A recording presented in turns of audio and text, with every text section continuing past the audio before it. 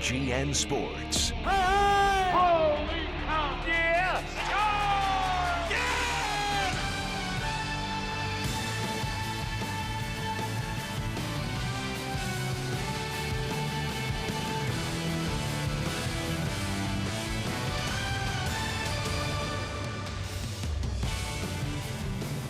Tonight from Wrigley Field, the Cubs open up a 5-game, 6-day homestand, and they welcome in the Cleveland Indians for the first time since the 2016 World Series.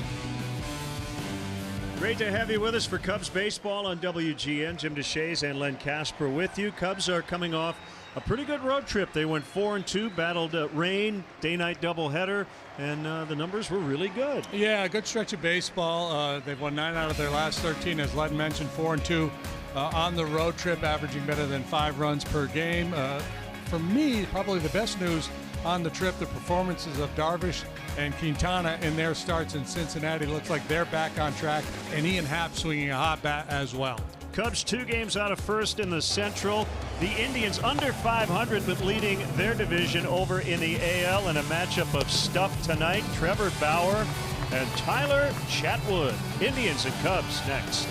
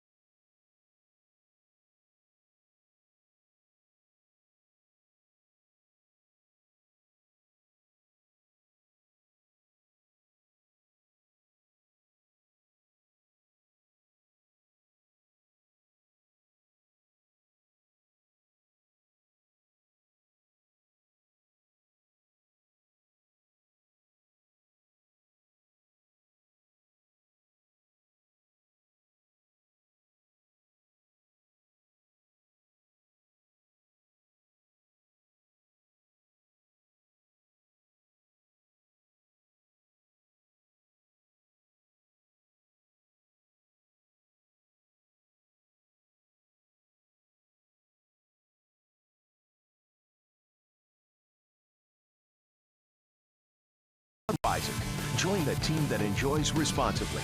Budweiser reminds you to drink wiser. Ford, inviting you to visit your local Ford store or buyfordnow.com. Xfinity. Xfinity delivers the fastest internet with the best in-home Wi-Fi experience. Call, click, or visit an Xfinity store today. Lexus. Experience amazing. Blue Cross Blue Shield of Illinois. Choose Blue Cross and Blue Shield of Illinois, the card to carry through it all. And by Volkswagen. Visit your local Volkswagen dealer or VWDealer.com for the Volkswagen dealer near you.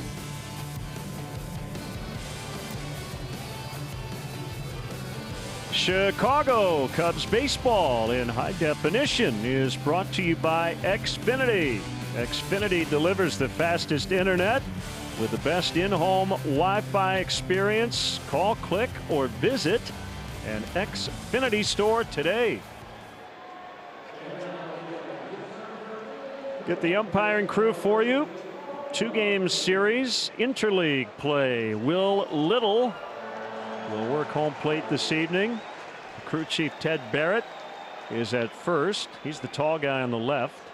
Lance Barksdale is at second, and Tom Woodring is over at third. Cubs coming off the 4-2 trip, 25-19. Percentage points behind St. Louis, half a game behind St. Louis, but just ahead of Pittsburgh in terms of the winning percentage, and 2 games back of first place Milwaukee. The Cubs went 4-2 on that road trip, but they come back home the same place they were, 2 games off the pace. Brewers have been playing good ball. Here's the pitching matchup for you tonight. Trevor Bauer Wednesday at Detroit, coming off his best start of the year, 8 innings, a 4-hit shutout ball, did not walk a man and punched out 10. And Tyler Chatwood, very good last time too, just 79 pitches in his start, 5 1/3 at Atlanta, got a no decision.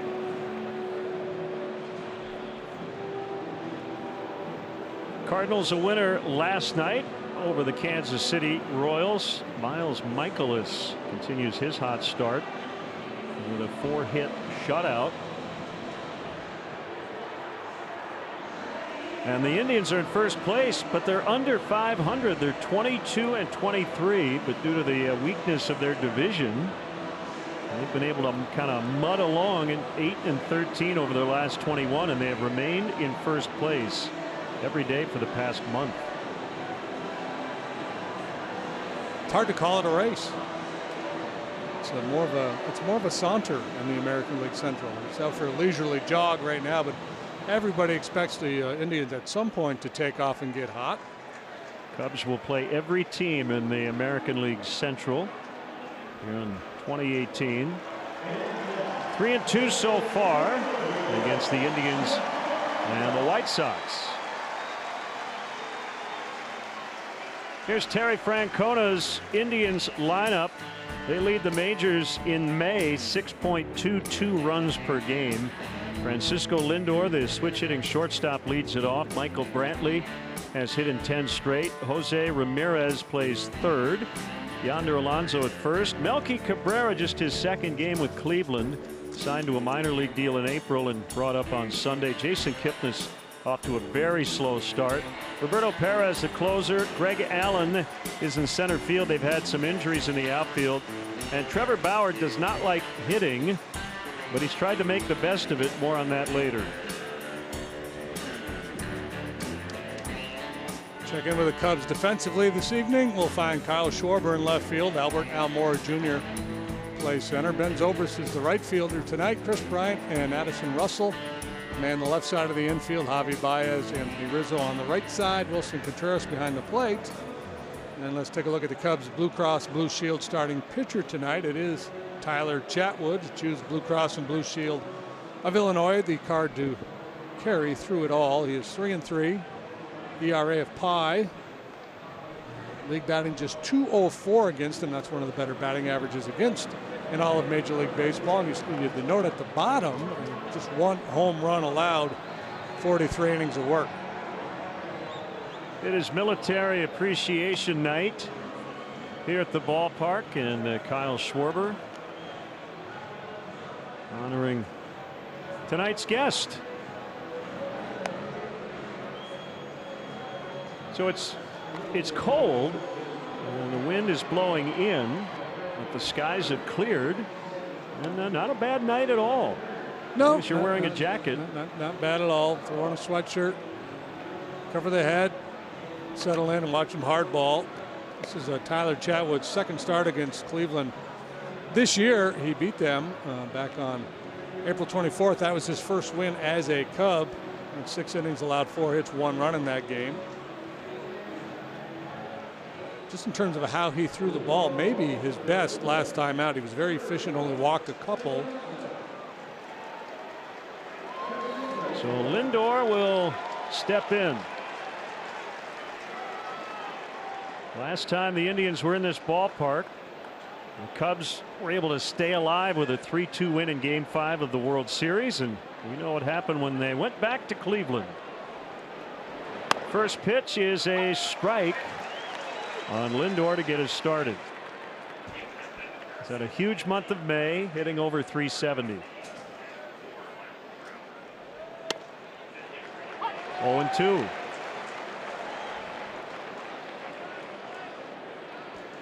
Yeah, the top part of the Indians lineup has been very good. Lindor, Brantley, Ramirez. So, the consistency hasn't been there for much of the year. The guys towards the bottom of the lineup. They currently have 3 outfielders on the DL: Bradley Zimmer, Lonnie Chisenhall, and Tyler Naquin, as Lindor swings and misses. A good start for Chatwood as he strikes out the Indians' leadoff man, and here comes Michael Brantley. A guy missing from their lineup during that 2016 World Series.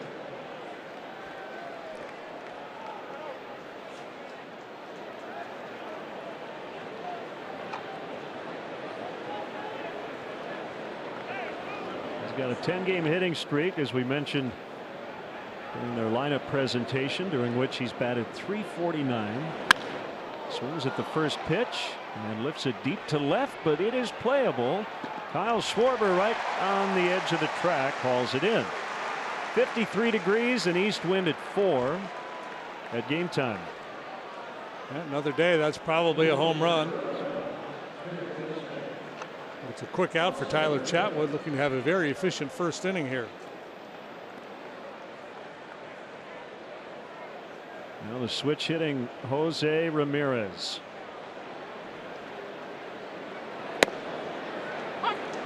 Takes a strike. Major League leading 56 doubles last year.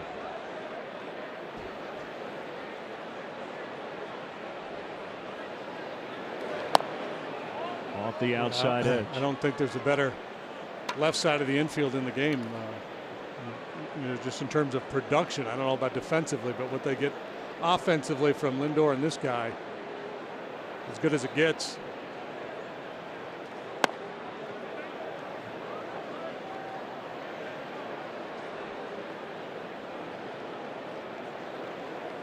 Cubs start the night second in the major leagues in ERA at 3.28. The inside. So if you look at the 3 phases, JD, they're second in the majors in ERA, they're third in the majors in defensive efficiency, and they're second in the majors right now in runs per game.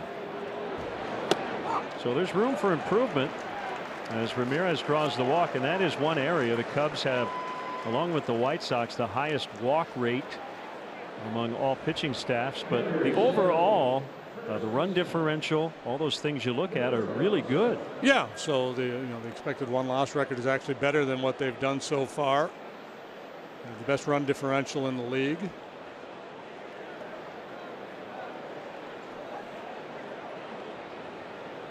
Yonder Alonso, the first baseman, takes off the inside corner. If you've watched the Cubs play every day, they've had some stretches where they haven't scored a lot. Then they'll have an explosion. They'll score 10, 12, 13 runs. They've had a number of those games. So haven't been quite as consistent as they would like, but I don't know that any team has been. You always want more. 1-0 is a strike. Alonso got a 2-year contract as a free agent in the offseason.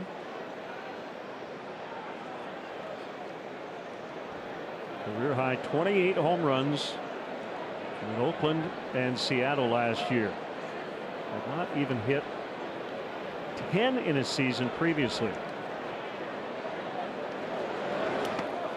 Knocked down by Contreras. Yeah, he's bought into the launch angle revolution, employing that leg kick, pulling the ball a little bit more, hitting it with authority in the air more. When he first came to the league, he was a gap-to-gap type hitter and hit you a bunch of doubles. The expectation was that the home runs would follow, and it never really came until he made this adjustment.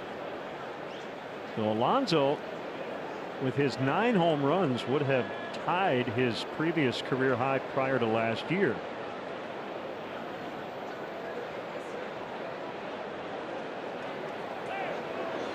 Chatwood's 2-1. Soft liner into right. Ramirez on his way to third. The Indians rallying with 2 outs.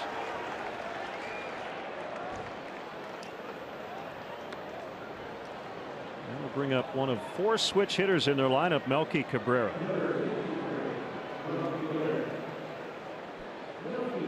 So 7 of the 9 will swing from the left side against Tyler Chatwood.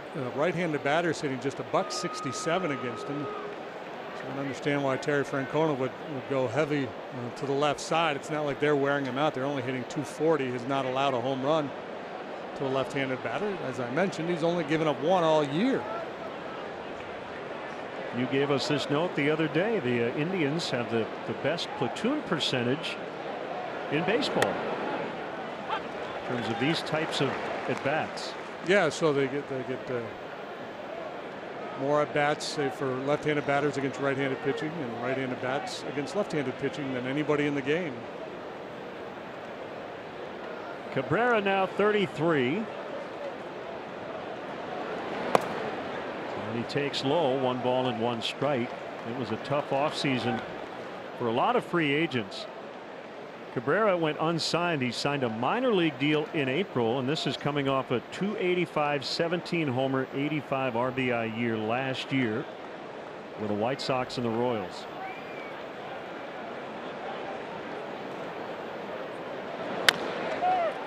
Bounces. Rizzo's got it.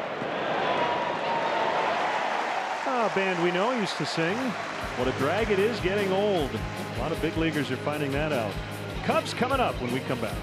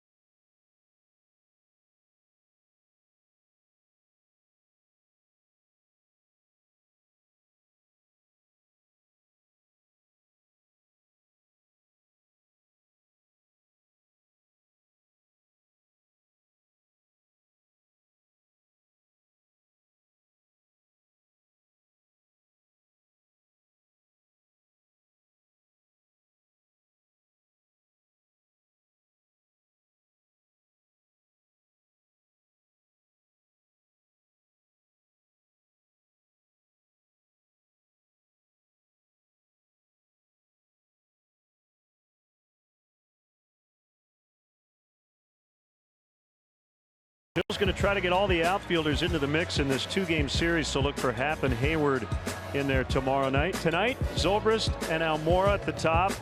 Bryant, Rizzo, Contreras, Schwarber in the middle. Kyle had the game-winning homer the other day before his first career ejection. Baez at second, Russell at short, and Chatwood the pitcher. Cleveland defensively, Brantley left, Allen a speedster in center, Cabrera plays right. Ramirez, Lindor, Kipnis, Alonso third to first. Roberto Perez shares time with Yan Gomes behind the plate. Perez gets the assignment tonight. Trevor Bauer, the pitch for Cleveland. He's 27 years old, former first-round pick, 2011, number 3 overall out of UCLA. 3-3 with a 2.59 ERA. Top 10 in the American League. He's been tough to hit too. League batting just .205 against him, and like Chatwood, he's kept the ball in the ballpark. He's allowed just 3 home runs.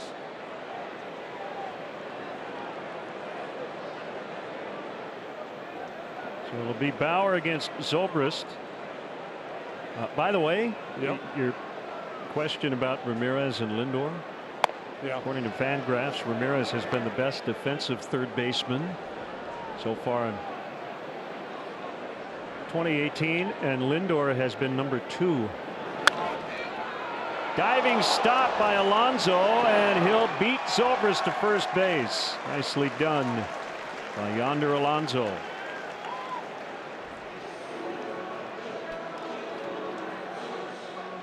Apparently the guys on the right side can play a little bit too. Sharply hit, a bid for extra bases. A step on the banana peel, but still able to get to the base ahead of Zobrist to record the first out.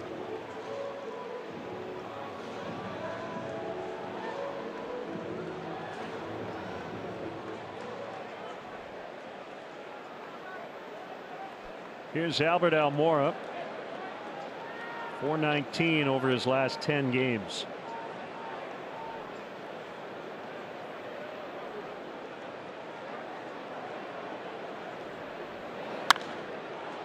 Pop down the right field line. Kipnis and Alonso are over there, and the ball is about 2 rows back.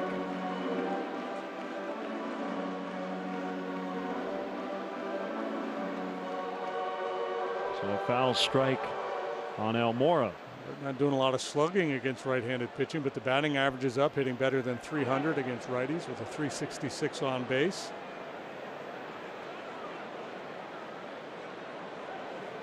Cubs as a team second in the majors in runs per game and on base average, trailing only the New York Yankees.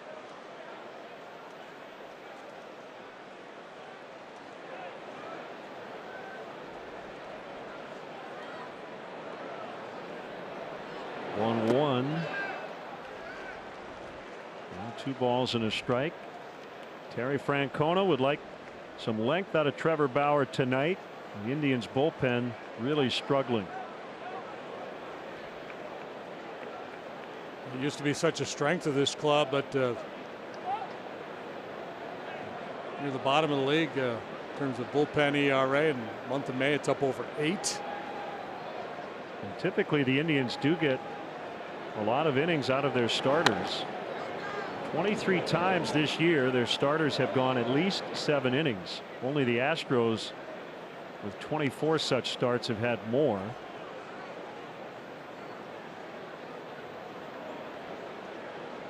And Bauer's kind of a throwback. He could probably pitch in a 4-man rotation. He loves to throw. Yeah, he's a real sciencey guy. There's been a lot of stories, a lot of talk about him with how deep he goes in terms of studying spin rate, and he's always messing around with his grip, breaking down his delivery. And he's not the only one. It's part of the revolution in the game, high-speed cameras. 3-2 is smacked up the middle. And Almora stays hot.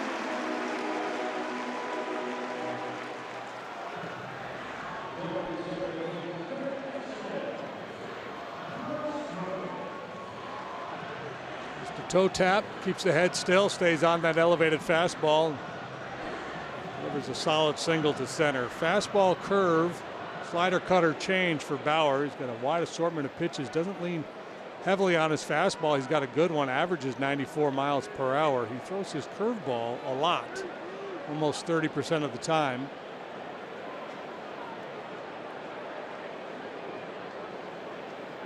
Chris Bryant got a rare off day on Sunday, so well rested after the scheduled off day on Monday. 0-1. Big road trip, hit .435. Leads the NL in OPS, second in on base, third in slugging.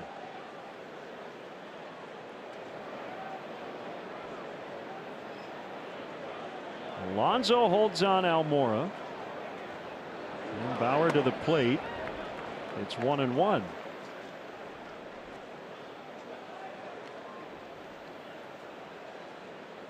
Huge crowd tonight, and that should be the case the rest of this week.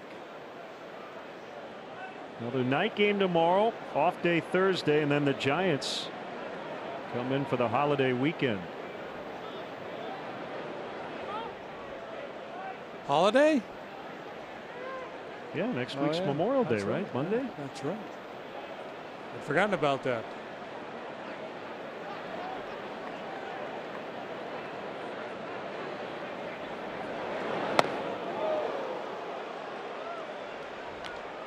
Now 2-1. Ooh, that was a changeup. Got a little loose with it. Bauer was a 17-game winner last year, finished with an ERA in the 4s, but really good down the stretch. His last 12 starts He was 9-1 with a 242. From end of July last year to this point this year, he's been one of the better pitchers in Major League Baseball. Swing and a miss, 2-2. So Bauer has beaten the Cubs both times he's faced them in the regular season. It started games 2 and 5 of the World Series. Also pitched out of the bullpen in game 7. Took the loss in game 2 and again in game 5.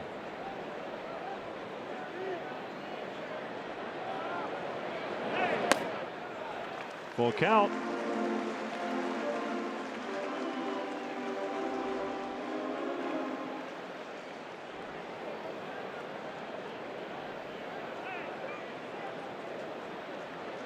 There are some pitchers, you get in a situation like this, you can sit pretty heavily fastball. I don't think so with Bauer.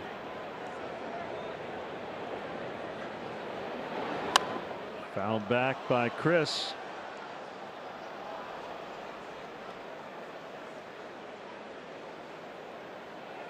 A little inconsistent with his release point. He had that changeup sail up and in. I think that was intended to be a slider down and away. It floated in. He's not allowed a first inning run this year. This is his 10th start. Perhaps he's due.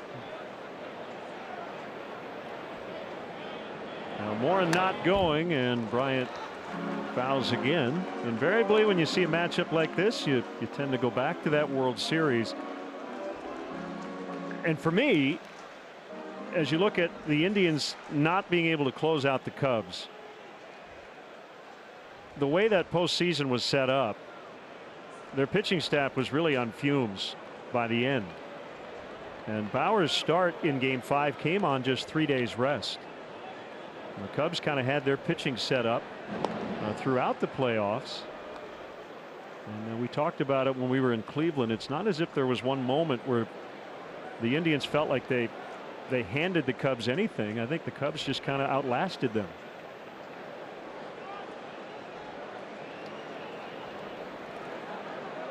Yeah, nobody's really wearing the goat horns for the Indians. On the ground, Ramirez has it. They'll get one, and that will be it. Chris Bryant doesn't hit into double plays.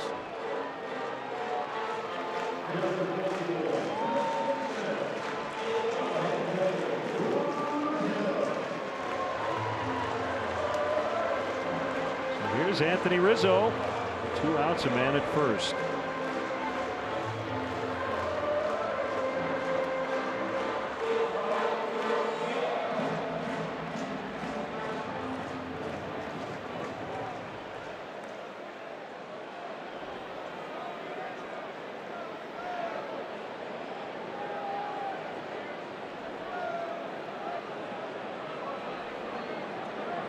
Miller's first pitch is laced foul to right. Rajay Davis on the bench tonight, assuming he gets into a game here over the next 2 days. I'll be curious what the reaction is from the Cubs fans.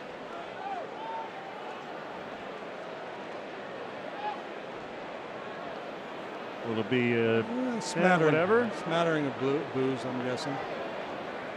When you win the series, you don't tend not to hold a grudge. Carry the same weight, right? On the left field line, that'll get out of play.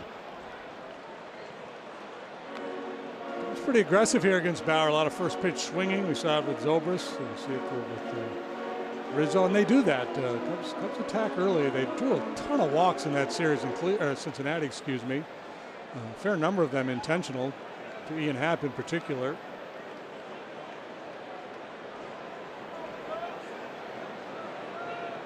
Because you're patient doesn't mean you're passive.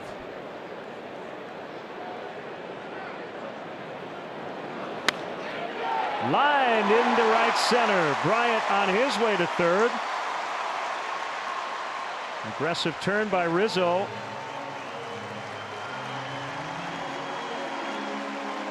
Two hits here in the first.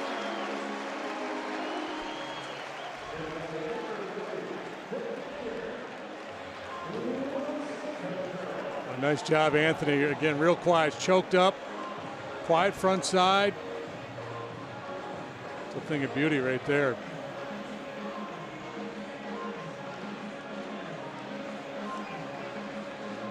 Now Contreras.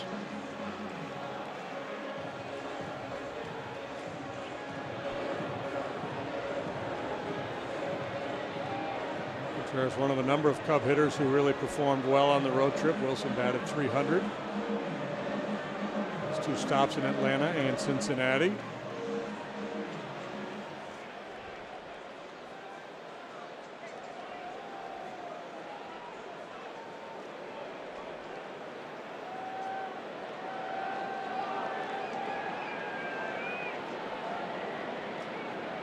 Bryant at third, Rizzo at first, and a strike on the Cubs catcher.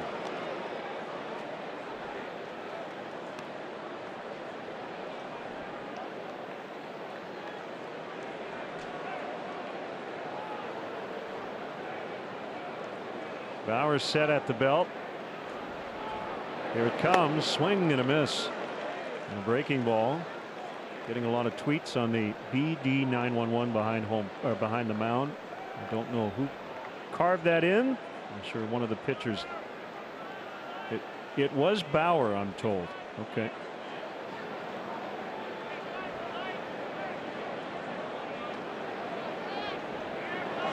Bauer's got a little subversive streak, and we'll illustrate that a little later when he comes to bat.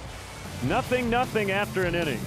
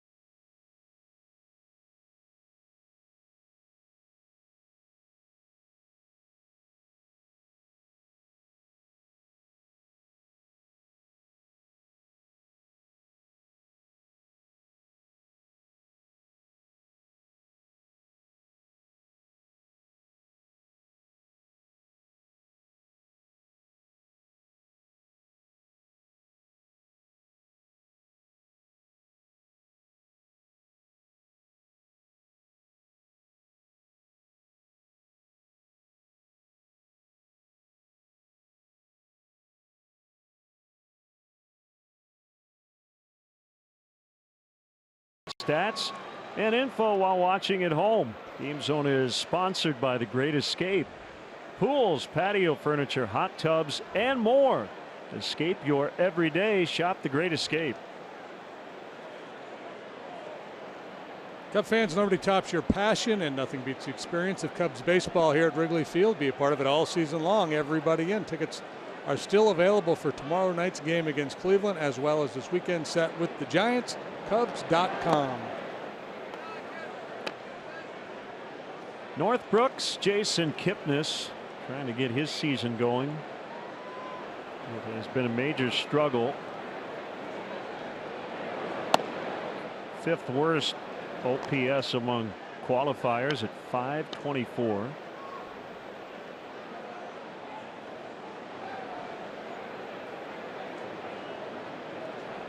Chadwood's 2-0. 3 balls and no strikes. Both pitchers left stranded 2 men on base in the first. a leadoff free pass.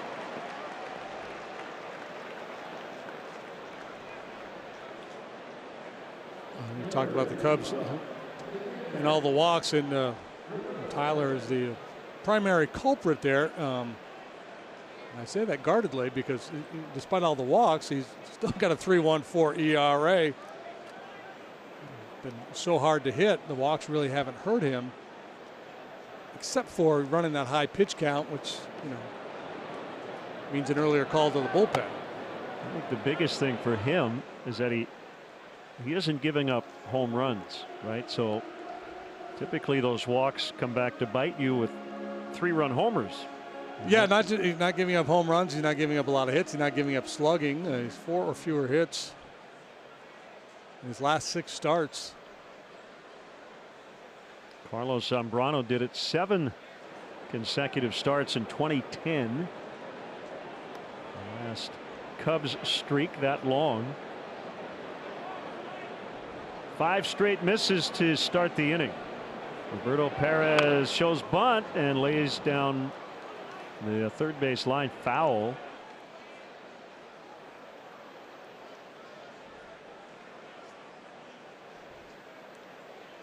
I think he dropped a bunt down against us over at their place too. I think he did. Memory serves correctly. He hasn't done much with a bat, hitting $132.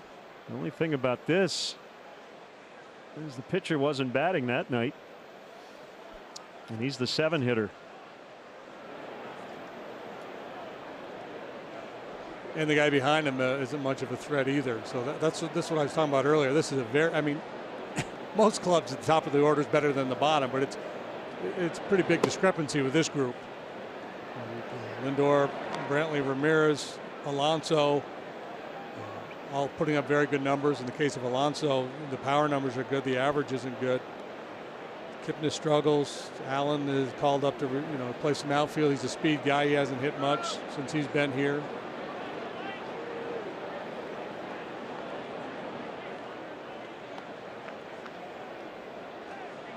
So it makes sense that they went out and signed Melky Cabrera because he's got a pretty good resume.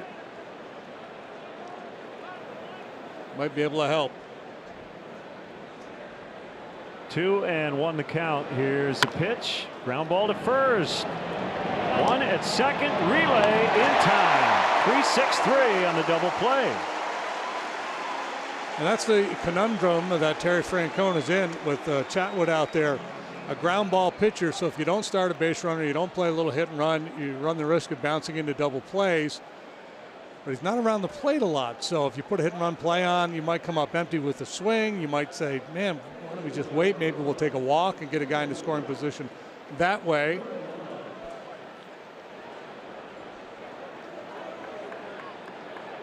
Switch hitting Greg Allen playing center.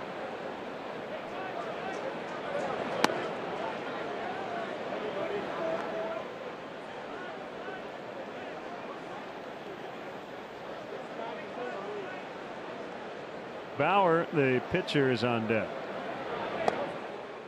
Looked like he was chatting with a couple of fans in the front row.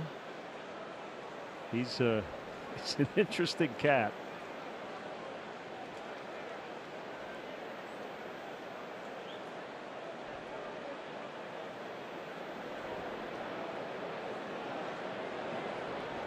Two to Allen is a strike.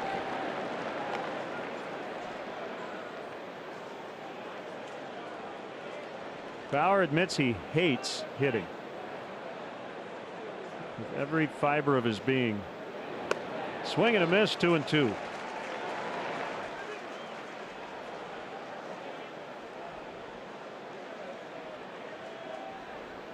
Guy on the right's got a Cubs jersey and an Indians hat on. Probably running for office.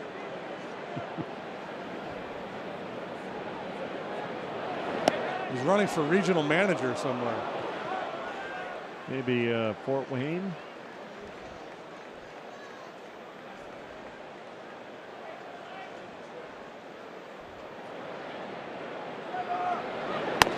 Well, here comes Bauer. 3 seasons ago in a game at Pittsburgh, he decided to imitate a bunch of his teammates. Got one career hit. That was off Jake Arrieta in 2015 here at Wrigley. Well, if you're going to get one, that's a good one to get.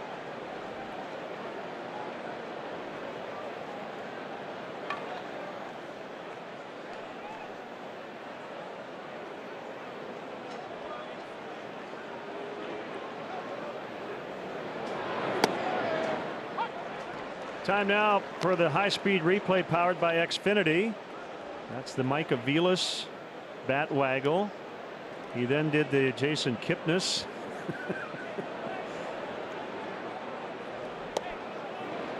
And also did a Ryan Rayburn. I think he did like 4 different guys. That's Rayburn. And he ended up taking a walk against Antonio Bastardo. You know, and the swing looked okay in that little montage we had.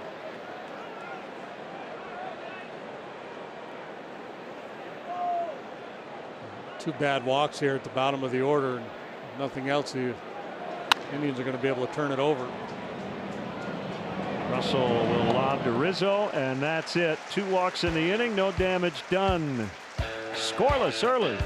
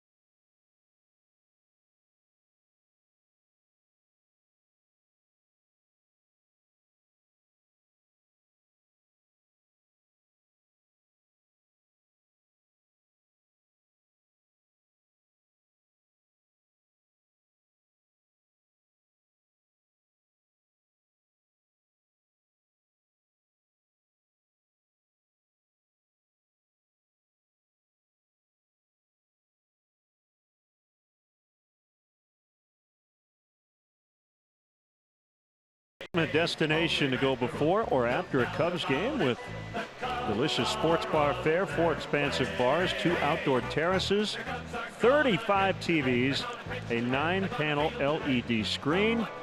Visit Brickhouse Tavern CHI.com for more info. That's Brickhouse Tavern CHI.com.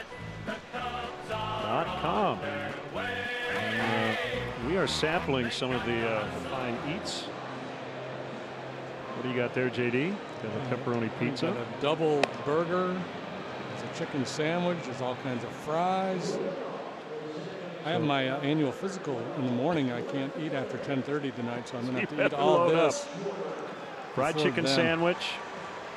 We've got tuna poke, dressed with Japanese dressing, served with edamame, mango, watermelon, coconut chips, nori, and sunflower sprouts on a bed of ginger brown rice get into that. and a side of yum yum dressing. That poke is really good. Enjoy some of that. Oh.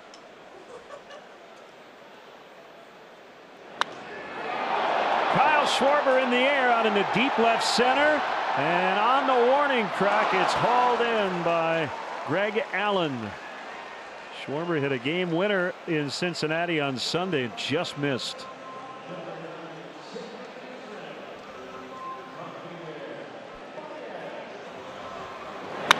the first pitch swing.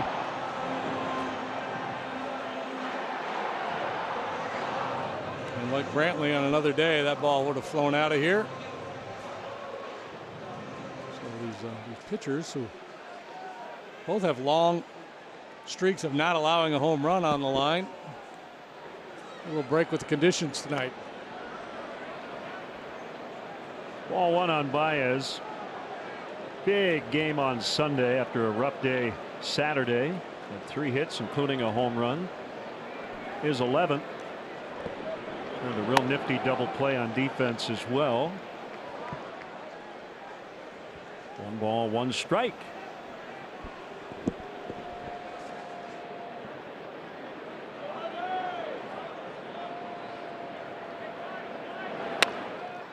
Toward the middle and through. Wouldn't have mattered if Kipnis had backhanded it. Baez was going to reach anyway.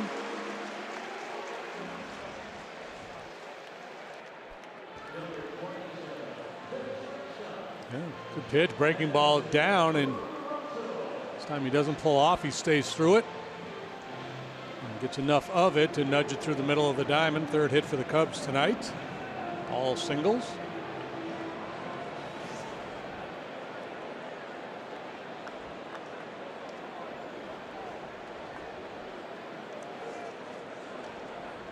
Addison Russell, 324 over his last 20 games. And getting on base during that stretch at a 40% clip. Takes ball 1.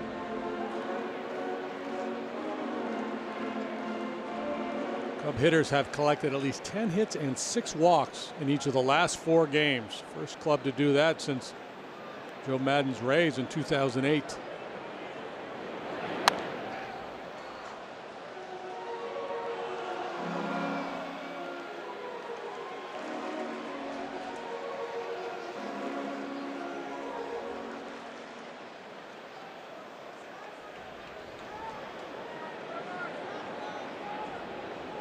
The early start, still some sunshine on the field.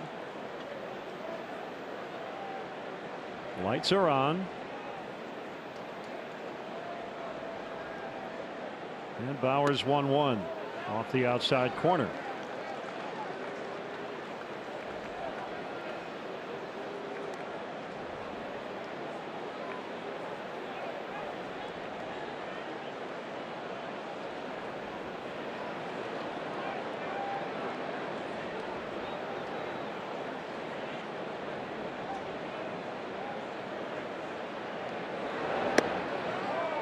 Just missed.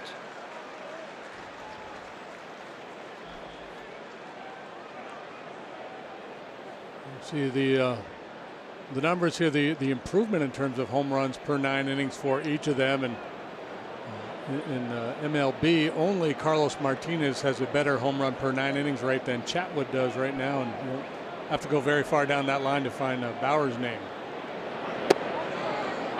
It's a strike and it's 3-2. So same thing here for Joe Maddon too. Does he think about starting a base runner on 3-2, 1 out? Baez certainly capable of stealing a base. Perez has not been very successful in shutting down the running game this year. Throughout his career, he has been. Baez takes off, swing and a miss. So stolen base, and Baez thought about third, but made the right choice. So Russell is out. Second strikeout for Bauer. Baez gets his 6th steal. And it'll bring up Tyler Chatwood, who is not an automatic out.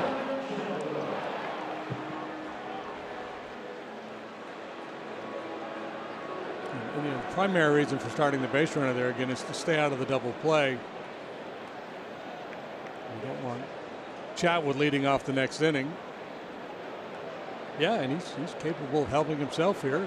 Driven in a couple already this year. Well, we're going to help ourselves during the break. He might as well get a head start. Outside, ball 1.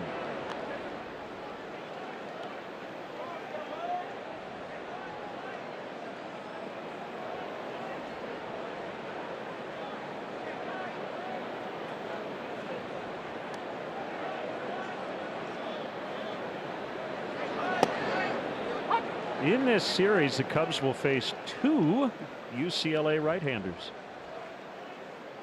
Bauer tonight. Adam Pletko tomorrow night. He'll be making just his 2nd major league start.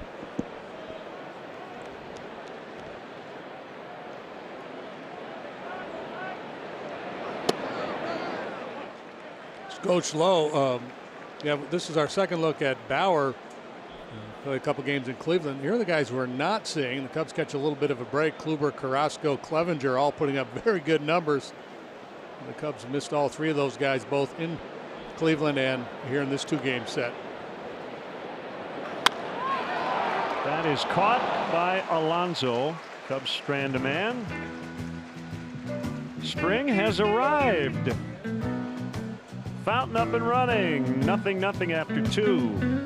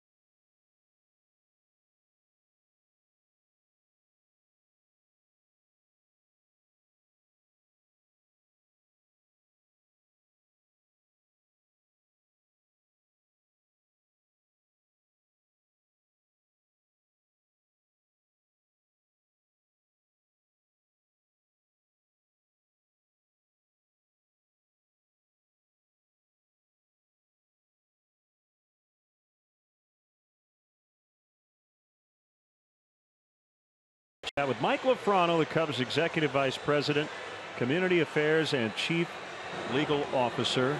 And this is a real important week for the Cubs and Cubs charities. It is the week of giving. And I know today is always a big day where you get to hand out a bunch of checks. It is. It's one of my favorite weeks of the year. You know, Cubs Charities does so much throughout the season to help so many people throughout Chicago. But this week is our Cubs Charities Giving Week. And today, for the 14th year in a row, we were able to give away more than $1 million to help organizations, help others in Chicago to promote youth sports and health and civic engagement, and really to reward a lot of organizations that are doing great work throughout our city. Yeah, you have so many great partners, not only in the Lakeview area, but as you said, throughout Chicagoland, and some wonderful schools. And Robert McCormick Foundation has been working with Cubs Charities for a long time, and yeah, more than $1 million in grants. Earlier today, you got the Cubs Scholars class that'll be announced later this week, and a big baseball and softball festival coming up this weekend. Yeah, and that's really special too. Out on Gallagher Way on Saturday from 11 to 1. A free festival to promote baseball and softball in Chicago, to help talk about health and fitness. We'll have a couple of Cubs players will be out there to teach and to work with kids who want to learn how to pitch or throw. But more than that, it'll be a discussion about how to get involved and how to really give back to our community. How important have been the changes at the ballpark? The video we just showed you was from the Cubs' new offices. Gallagher Way, you mentioned the big festival coming up, just being able to put on events like that. Oh, it's so helpful. It's such a great place, and people want to be here, and we want to make it special for everyone who wants to come. That great outdoor space on Gallagher Way allows kids to run in the grass during games, but there's something going on there every day on non-game days. There are great restaurants around. There are activities for families. There are movie nights in the park. There are concerts, and it's a great way to promote Cubs charities as well. 3-1 on Lindor, and he just walked.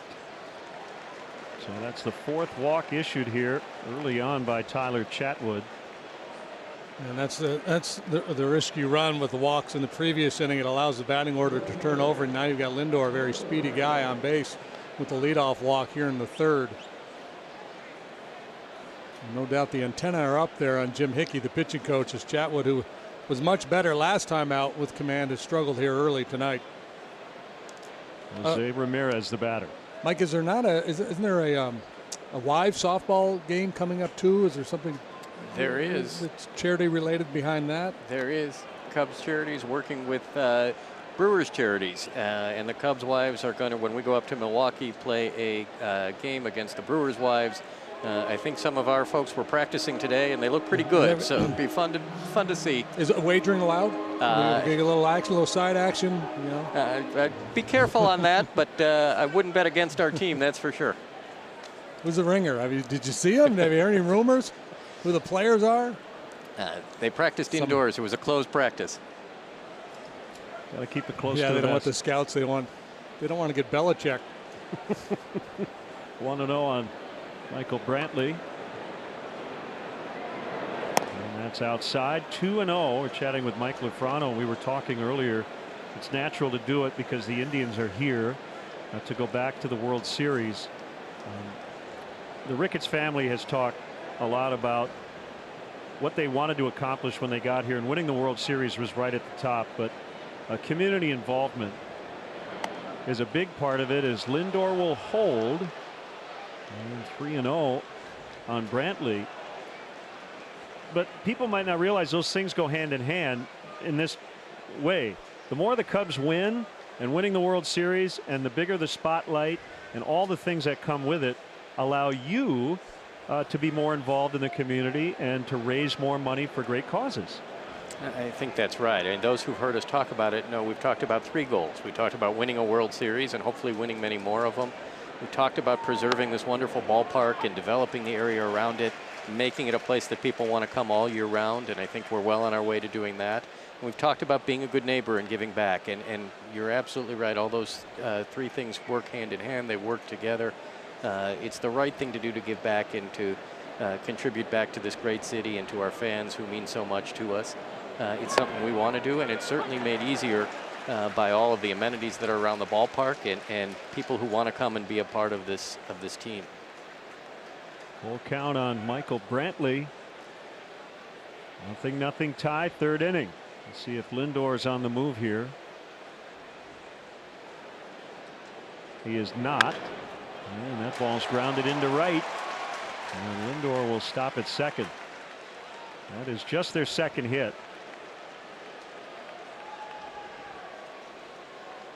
In terms of the changes around here, I know you were able to see it on a daily basis, but the amount of work done in this offseason was pretty incredible. It is almost every year. We're 4/5 of the way through a historic 5-year renovation of the greatest ballpark in America. The park continues to look better and better every year, and each year when fans come back, there are new things to see and new places to go. Obviously, outside the park is no different. Gallagher Way is a great place to hang out during the game, whether a game day or a non-game day. There are restaurants. There's a new hotel across the street. We had our first concert outside on Friday evening, and it was well attended despite the rain. And as the weather gets warmer, it's just going to be a really fun place to be at Wrigley Field this summer. 1-0 on Jose Ramirez. Indians threatening. Swing and a miss. 1-1. Wild swing there by Ramirez, who's a very patient hitter. He has the 2nd best walk to strikeout ratio in baseball, and trailing only Andrelton Simmons. He was guessing fastball here, and he got fooled by a good changeup from Chatwood. A new restaurant opened up across the way, right? Or it's about to in the hotel? I think Dutch and Doc's opened up this week. It's great. All of those restaurants are fun, and they're Great places on game days or non-game days to come. One outside. We've got, if you haven't had dinner, we've got a lot of food here. Yeah, we got the Brick House, Yeah. delivered in a big way. Brick House Tavern took care of us tonight. 2-1 on Alonso. Got that Ramirez, and it's sent down the right field line, and it's foul and out of play. We should also mention too that the Cubs help out a lot of the players. Joe Maddon's got his big event coming up this week. John Lester, Anthony Rizzo. We've got Hot Stove Cool Music. There are lots of events that go on within the Cubs family, and being a part of the Hot Stove thing, I thank you, and thanks to the Cubs for all their help. And it's not just Cubs charities and the things we talked about earlier, but it goes well beyond that to the entire group on the field and off. This will be foul as well. And those events are a lot of fun too, right? We have the best team. We have a great group of folks who like to participate and help in the community whenever they can. You've been a great part of Hot Stove, and it's a lot of fun every year to come out and listen to music and know that you're helping Cubs charities and the foundation to be named later in the process. And so many of the guys on the team have given their time and made an effort to give back to communities. Anthony Rizzo obviously does a tremendous job through his foundation. And Joe Maddon is having another event on Friday evening to benefit Respect 90 Foundation. All of these guys, it's really part of who they are, and they believe in giving back to the community. They believe in helping people in Chicago and around the country, and it's really a privilege to be a part of that. That's deep to right.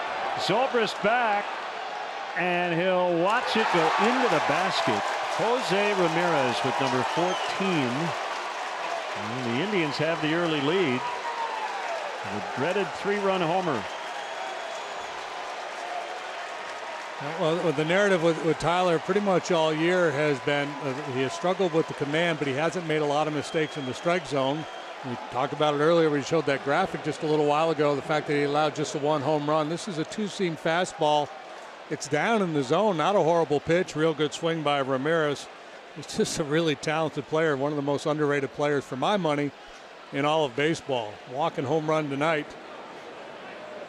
So the leadoff walk does come back to hurt Chatwood. Walk, single, homer. 1-0 on Alonso, who singled back in the first. That is off the inside. 2 balls, no strikes. What really hurt were the walks last inning that allowed the lineup to turn over against struggling hitters, guys you would want to be more aggressive with, and I'm sure he did. So, you know, when the anatomy of a walk, you know, is it a guy that's nibbling, or the guy just can't find the zone? And with Tyler, it's the latter. It's not like he's not trying to be aggressive. His mechanics are a little bit out of whack. Alonso a 3-0 swing, now 3-1. 150 batters between home runs.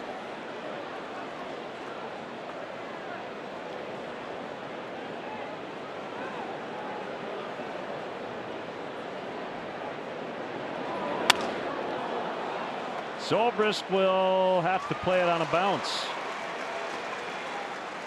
I mentioned Hot Stove Cool Music benefiting Theo Epstein's wonderful foundation, to be named later, and that'll be right across the street at Metro on Friday, June 8th. And Chicago's The Orwells will provide a special performance. And usually we go deep into the night, and that'll be after the Cubs play the Pirates earlier that afternoon. Now Cabrera. First 4 Indians have reached here in the 3rd inning outside for a ball. Alonso's got 2 hits, and I think he's broken his bat both times.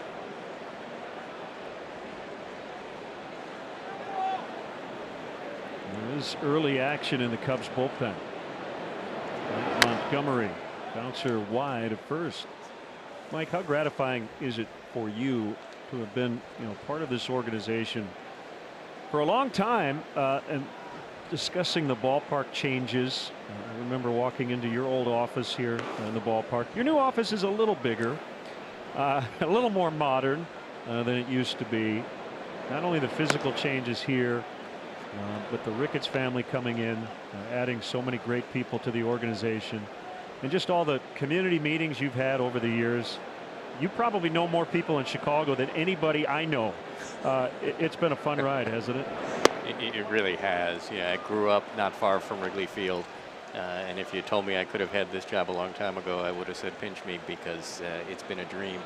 And what we've been able to do in terms of improving this community, investing in this community, giving back to our neighbors and to organizations that are helping others.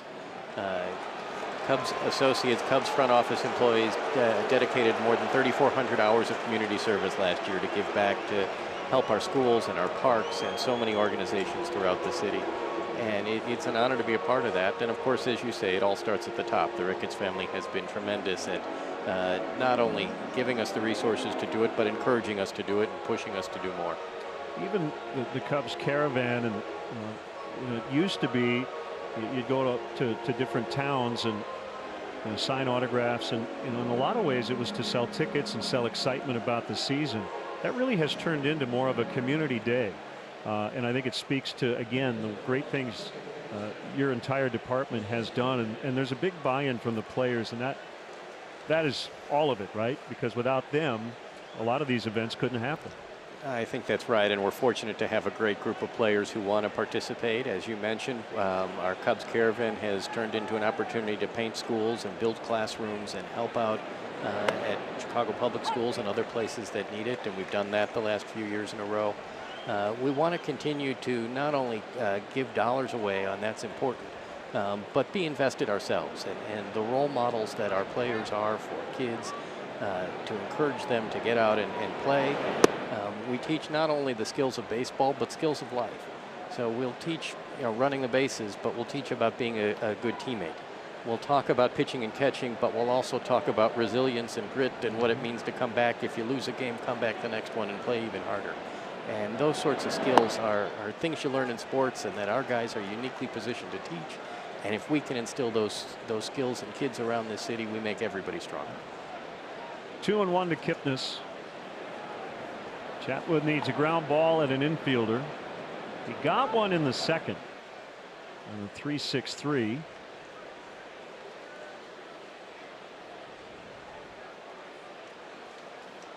Alonso at second base, Cabrera at first. There's the ground ball. Chatwood has it, and he'll underhand to Rizzo. And that is out number 1. Second and third now, and it brings up the catcher Perez. Chatwood's very athletic, fields his position well. It's important for all pitchers, especially for guys that get the ball on the ground a good bit. Cubs will bring, let's see. Yeah, they're going to bring their infield in all the way around. Already trailing 3-0. 3-0, and you're at the bottom of the batting order, so you're not as concerned about a bigger inning developing at this stage of the batting order if Tyler can find the zone. 0-1 on Perez.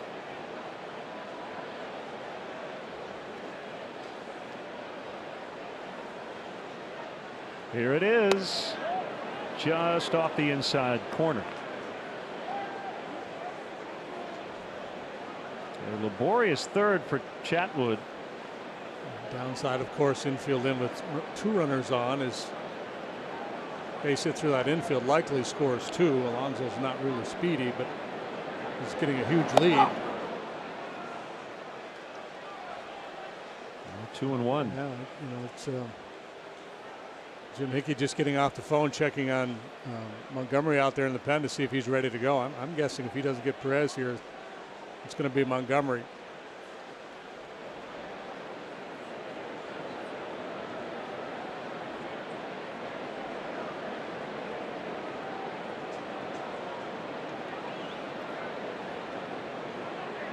A 2-1 pitch. Fly ball to right. Certainly deep enough to get the run in. Throw will go back to the infield, and it's 4-0.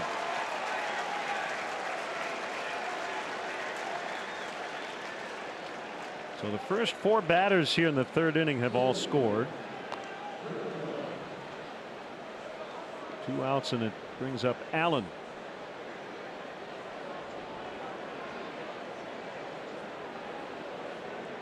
Last thing I wanted to mention about the Caravan Day and connecting that to Anthony Rizzo. And JD, you've been on that caravan with us a few times. The hospital visit, you talk about priceless. Just cheering up a young person who's dealing with a real tough time in terms of health. Anthony makes a lot of those visits during the season before games. You can't put a value on it. I get goosebumps even thinking about it. And people often ask whether we have to ask them or whether Anthony comes to us. He really does come to us and say, how can I help? If he's got an off day, off days are precious. As you guys know, you travel a lot in a baseball season. But this is something that means so much to him, that he gives so much of his time. And so many of our guys really do. But Anthony gives so much of his time to go make a difference in somebody's life. And you see the looks on kids' faces when Anthony Rizzo walks into a room. They lighten up, they brighten up. It's such a special thing, and we're so grateful to be able to have guys like him who want to do that. 3-0 and high and outside. Allen walks, and it will bring up the pitcher Bauer. We'll see what Joe wants to do here, and it's going to be a short night for Chatwood. Mike, thanks for stopping by. As always, we appreciate it, and congratulations. And thanks for all the great work you do. Thanks for having me. Thanks for all you guys do. And CubsCharities.com if you want more information on this weekend or to come out and help Cubs Charities. We'll be back. Pitching change.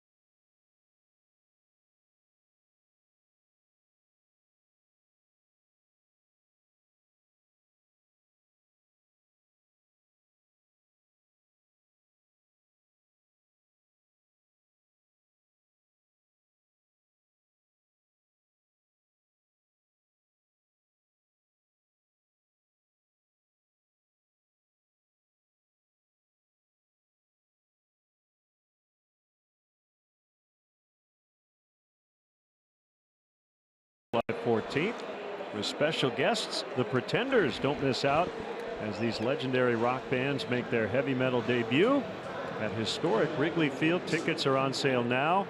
Cubs.com/concerts. Chicagoland viewers, it's time for the Subway 3rd inning triple play promotion. Text Subway to 97999 right now, and the 300th texter will win a $30 gift card to a Subway restaurant in the Chicagoland area. Subway, so much sandwich. Mike Montgomery trying to get the final out of the 3rd. Trevor Bauer now has a 4-0 lead. Montgomery saved Game 7 2 autumns ago.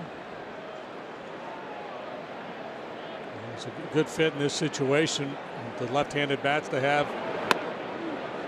Help neutralize them. He give you 2-3 innings out of the pen, perhaps more.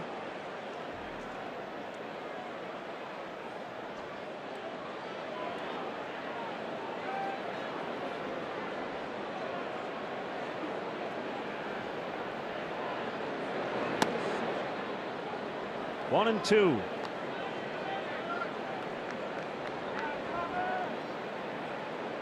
Oh, I'm told it's P-O-K-E is poke.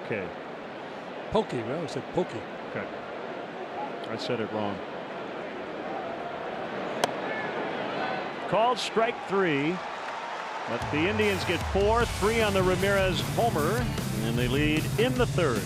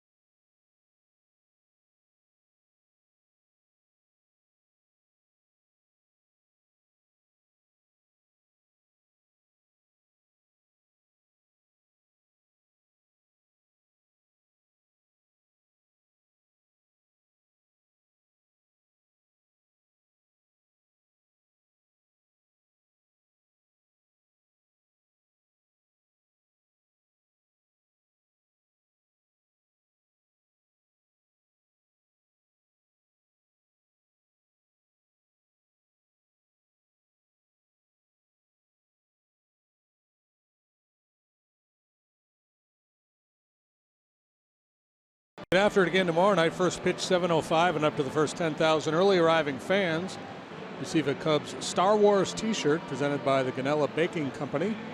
Tickets are still available. You can get yours at Cubs.com. Let's see who's going places. Brought to you by Toyota. Let's go places. Cubs versus righties since May 7th. And a really good stretch, and they're going to need to do some major damage tonight. Trailing 4-0 here in the third. Yeah, and this particular righty is better than the average Bear. He's been on a pretty good roll. He's been good home and road. He's coming off 8 shutout innings. But there's a lot of baseball yet to be played here. Cubs have 3 hits. Got some good swings at him here in the early going. There's that little pre-inning meditation out there behind the mound.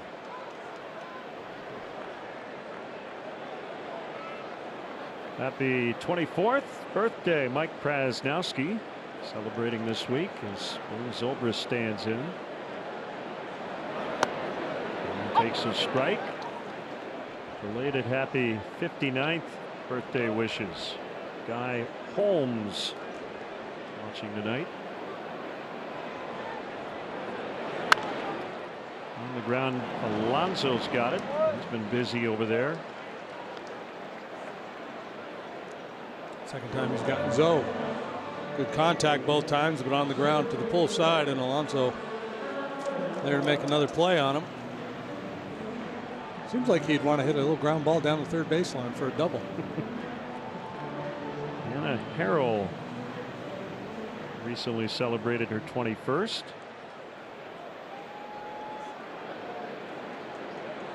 Barbara McLean from Lombard. The big 9-0. Happy birthday.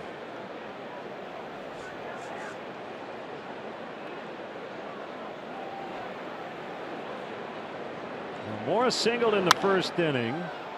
Shoots it foul to right. 1-1.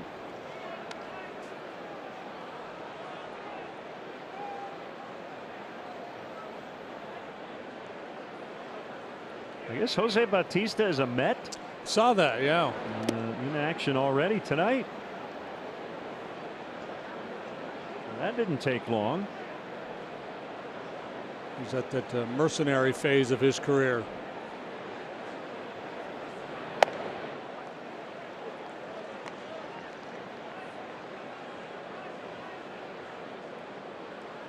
Doubled in his first at bat. Mets trail the Marlins.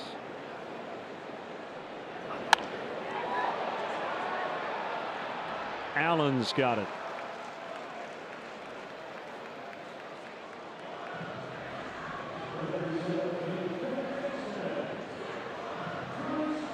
Bryant will bat with 2 outs, nobody on.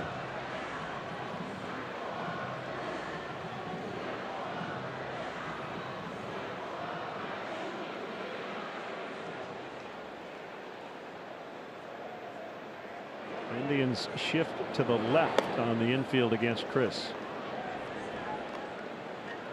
Slightly toward the opposite field in the outfield.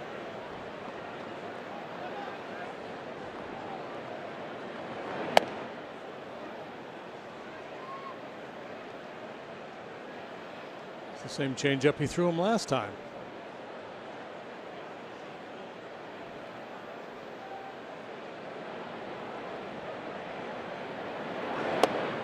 That's a strike. 2-1.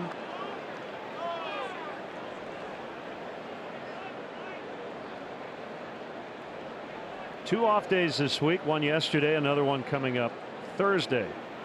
5-game homestand. Well, hit the other way. Cabrera at the wall. Can't make the play. Bryant to second. It's a double.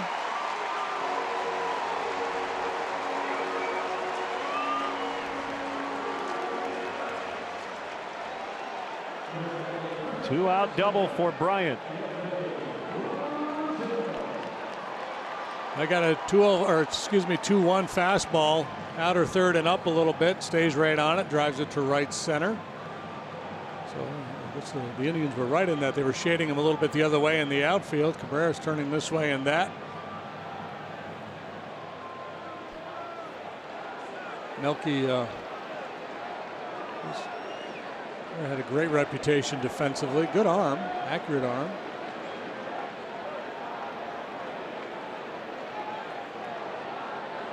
Rizzo 1 for 1. Cubs trying to get on the board after Cleveland put up 4 in the visiting half of this inning. Inside, ball 1.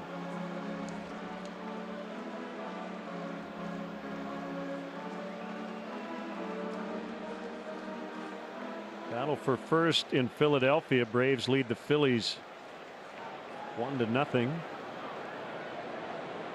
Phillies beat them last night to get within a half a game of the lead.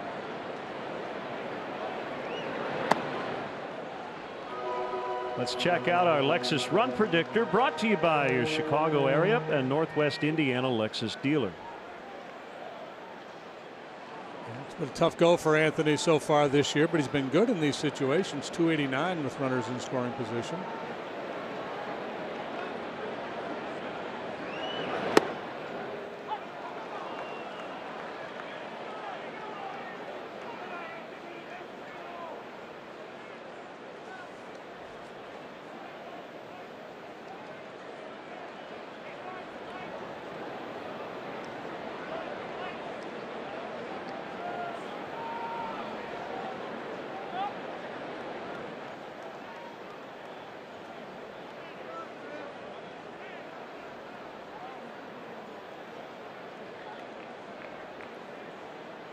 Two and one to Rizzo.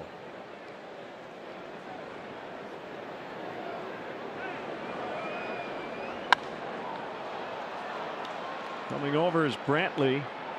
Easy play, and that'll be it. 2-out double, no runs. And the Cubs trail 4-zip at the end of 3.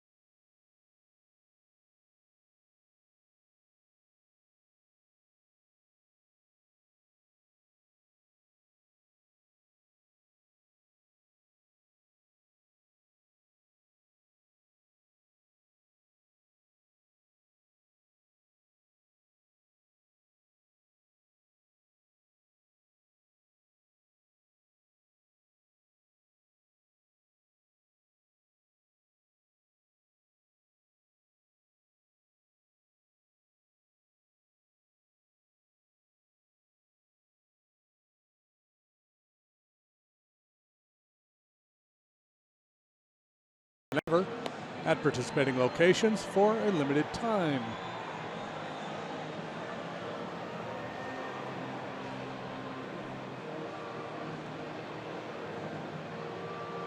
With summer right around the corner, now is the perfect time to plan your next social gathering for a day or evening game here at Wrigley Field. Group packages of 15 or more include special perks only available inside the ballpark. Visit Cubs.com/groups.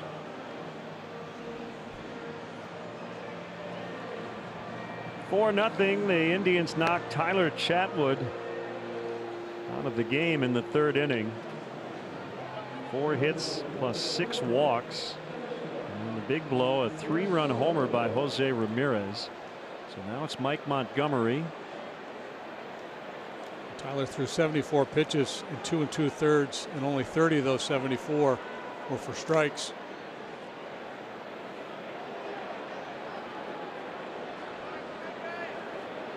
So he'll go back to the drawing board in the bullpen in between starts and try to get that smoothed out.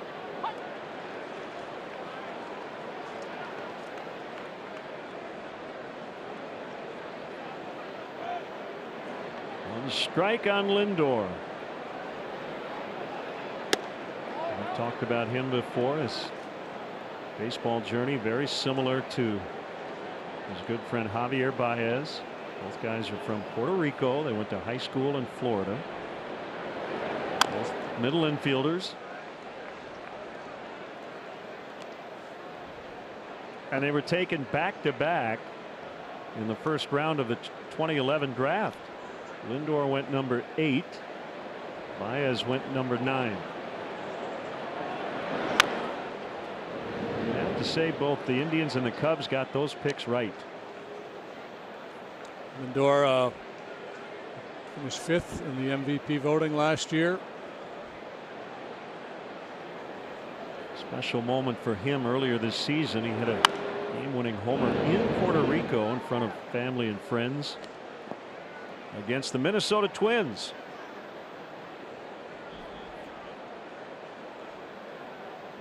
And what a month of May he has had so far. 33 home runs last year.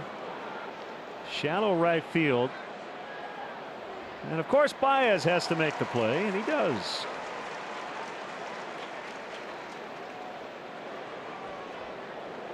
Yeah, and the shortstop is such a deep position, especially over there in the American League. And now that Manny Machado is playing that position, the numbers he's putting up, Andrelton Simmons, Segura, Carlos Correa, Didi Gregorius.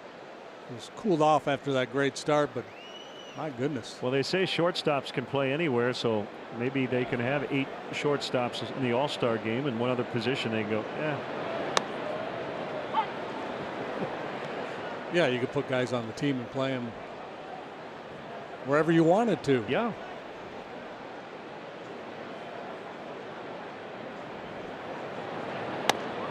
Almost hit Brantley. Big key for him is staying on the field.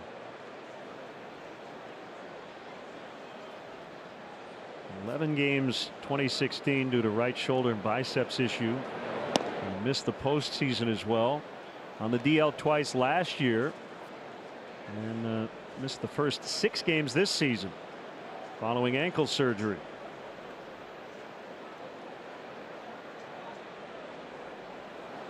Montgomery's 2-1 is a strike. Brantley didn't like it.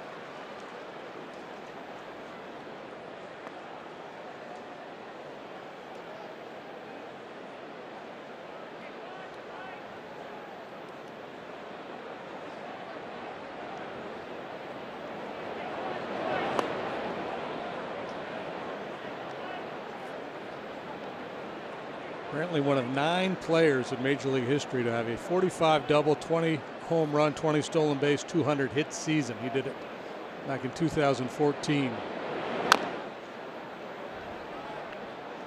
You got 30 seconds to name the other 8. Ready, go. Oh, so sorry. Time has expired. 200 hits. 200 hits, 20 stolen bases, 20 or more home runs, 45 or more doubles. Has Altuve done it? No, but an Astro second baseman did. Biggio. Base hit.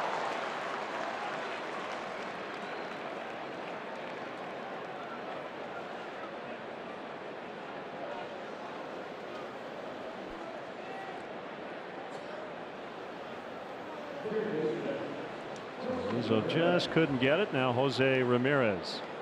Is Ramirez on the list? Ramirez did it last year? No, different Ramirez. Oh.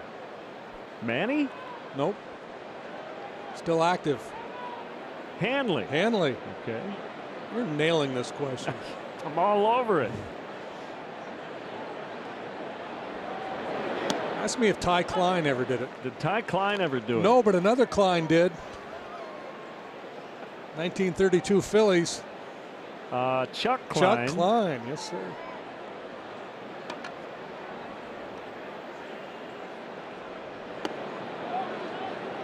Right now, the angle of the sun is causing some issues over at first base.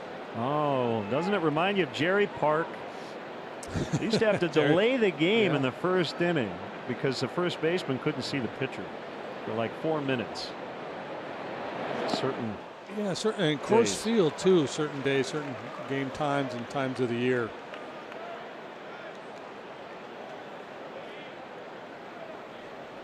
Yeah, Rizzo kind of looked in the dugout as if to say, if he throws it over here, I cannot see it. Sometimes in a situation like this, the first baseman will tell the pitcher either not to throw it, or if you're going to throw it, bounce it.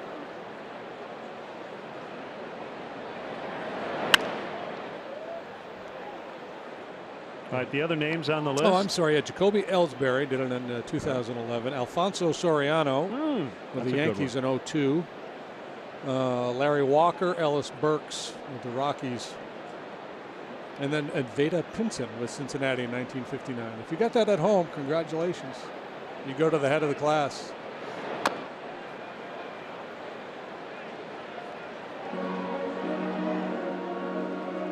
This speaks to how talented he is, though. The power speed combination when healthy.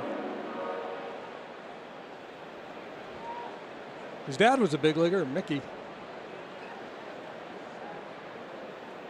The Mariners.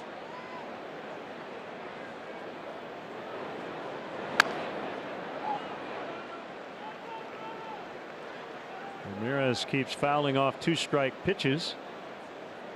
A real ground ball machine, especially against left-handed batters. His ground ball rate against left-handed hitters, 95%.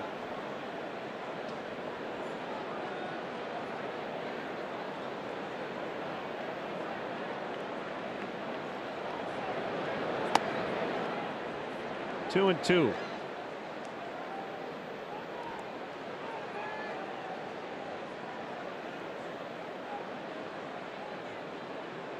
Ramirez and Lindor, both switch hitters, and both good from both sides of the plate.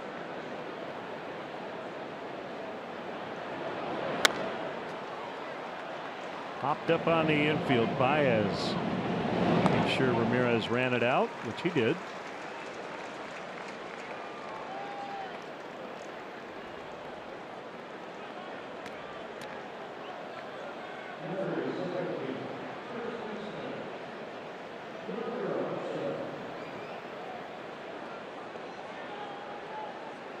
So this is interesting, right? We talked about Alonso and the changes he's made to his game to get the ball airborne and to drive it in the air more. Montgomery, as I mentioned, 95% ball in play on the ground against left-handed hitters.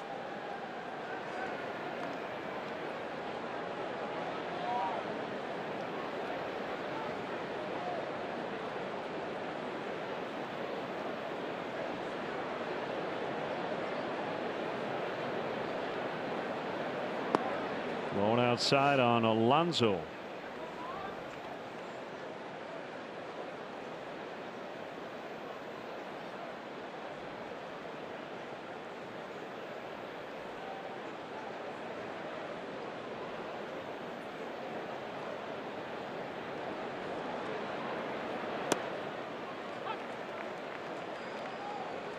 So if Alonso hits a ball in play, it's going to be on the ground, right? Right, yeah. Well, if it's not, he's beating the odds.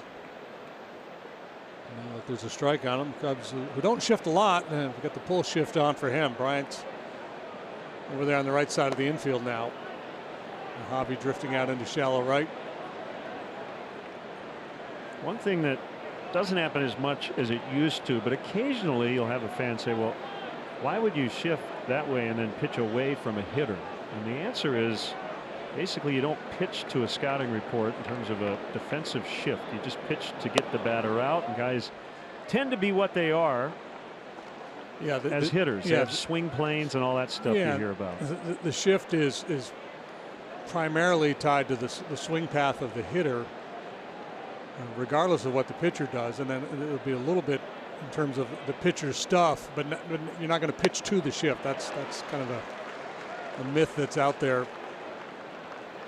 I think years ago there used to be talking, like in Atlanta when they had that group with Glavine, Maddox, and Smoltz, and they would have a kind of a pitch away, play away in the outfield. But in terms of positioning on the infield, shifting, it's all about ball on the ground and what hitters do, regardless of what the pitcher's doing. That is ball 4. 7th walk issued by the Cubs. And it brings up Cabrera with 2 men on. I started to dig into an article I saw online today. Maybe you saw the same thing, Baseball Prospectus, talking about the shift. And I did not. And it did a real deep dive, and it would take me forever to explain it, and I'd probably get it wrong. But to sum up my takeaway, that's a great tease. it was that indeed the shift does work in terms of suppressing batting average a little bit, but the argument was that the walk rate is higher and the home run rate is higher, and they're saying, is there something psychologically going on with pitchers when there's a shift? They get freaked out a little bit, and it's kind of interesting.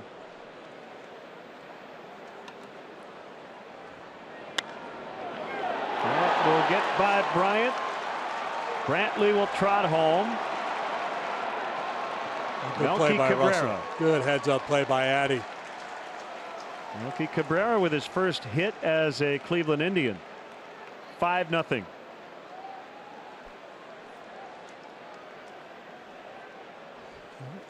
Sharply hit and just beyond the reach of KB.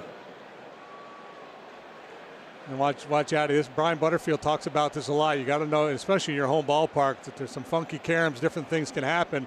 That's a great heads-up play. Otherwise, they might score an extra run. So RBI double for Cabrera, and the batter is Kipnis. And a strike.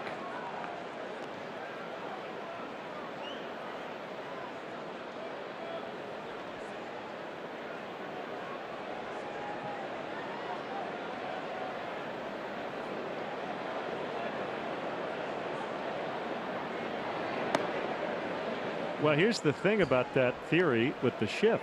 And again, I haven't read the piece, but the Cubs shift less often than any other team in baseball, and their walk rate is really high.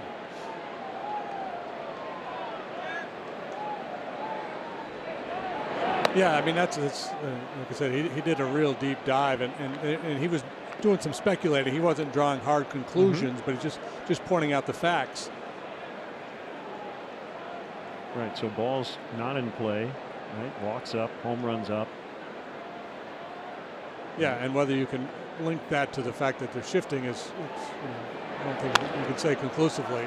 Ground ball into right. So he got the ground ball, but it ends up a base hit, and the Indians get 2 more. 2-run single, Jason Kipnis, 7-0.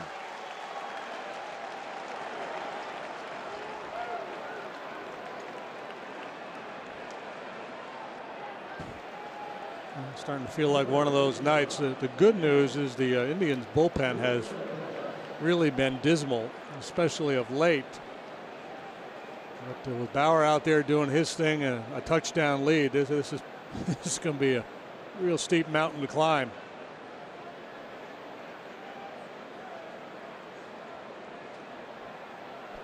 So 3 more here in the 4th. And a strike on Perez.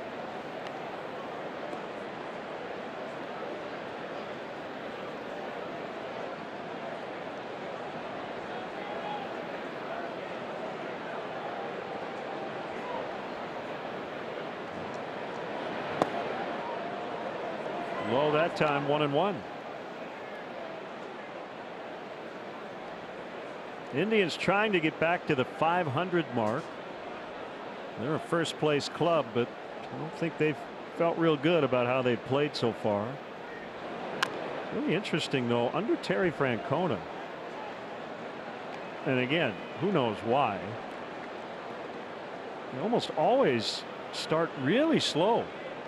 They've been much better later in seasons under Tito.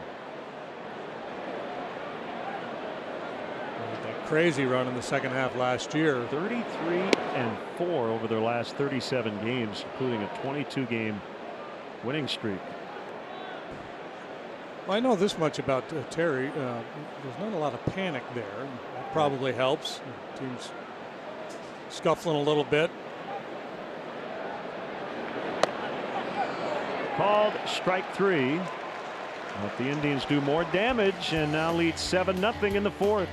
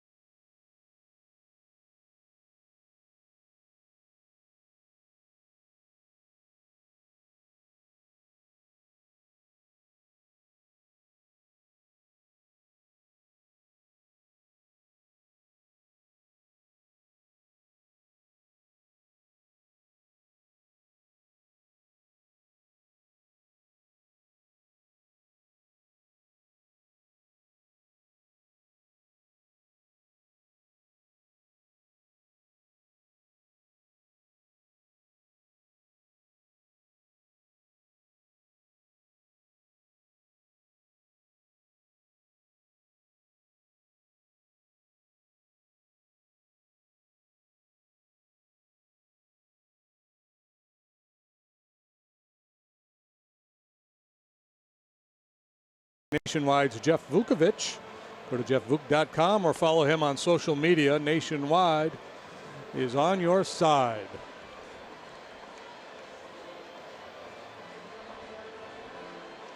Seven nothing visitors.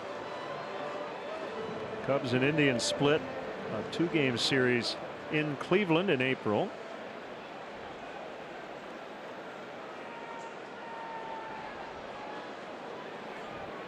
Trevor Bauer. Indians have come to bat 4 times in this game. They've got 14 base runners. High for a ball to Contreras.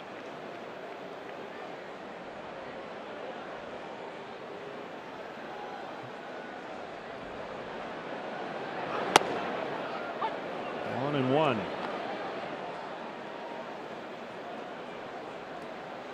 Well, Trevor Bauer got into a little bit of a Twitter war with the Astros here recently. He was talking about all the success that the Astros starting pitchers have had, and he had noticed that there was a spike in the spin rate of some of their pitchers. So he was speculating that they were doing something nefarious to the baseball. He just did something nefarious to the baseball. Deep to left, and on the warning track, it's caught. That's the second one. Schwarber hit one to deep left center back in the second inning. Yeah, I don't think it's much of a hurting wind tonight, but certainly not a helping wind. It's fairly mild and maybe in a little bit, just a little bit under it. he thought he got it. I'm not sure. Hard to tell by his reaction. It was a little bit like the one Bautista hit here on the homestand. That did get out. I mean, that was a day where it was really howling out.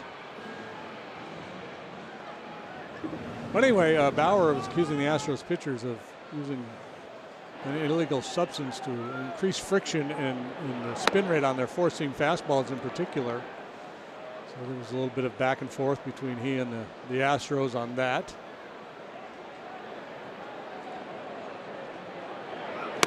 And they were just in Houston, and I saw a shot of him in their dugout, and he had put a piece of tape over the top of his jersey there with Bauer, and he put Tyler instead of Trevor.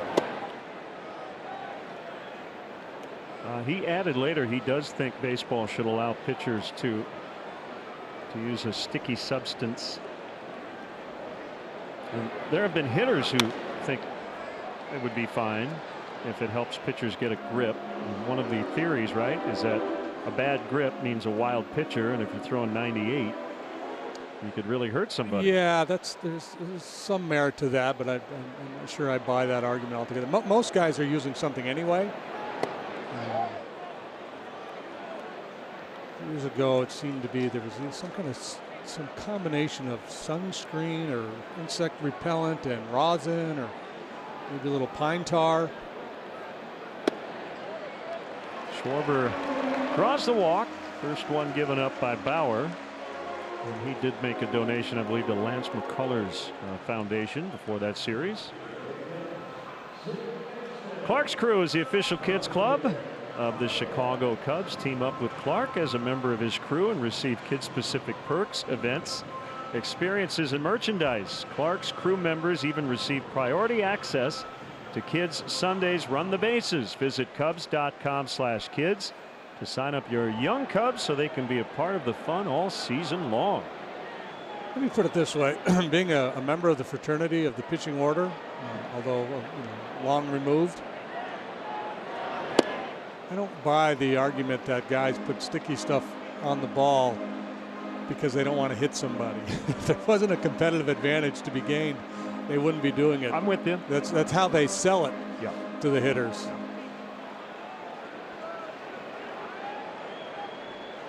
And I guess if it was about the grip, we could literally change the ball, right?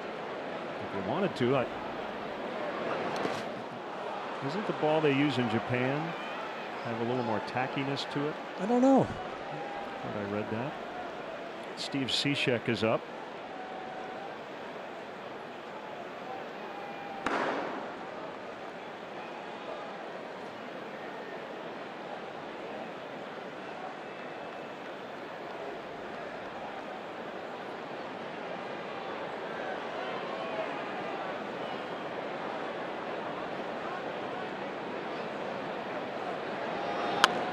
Has found the way to make contact and stay alive.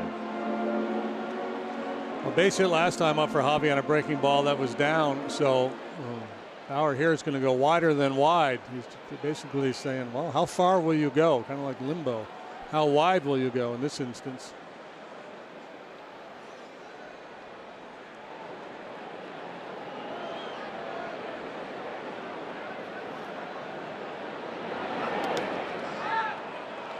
Schwarber takes off, and he is safe. The ball hit the dirt, and off he went.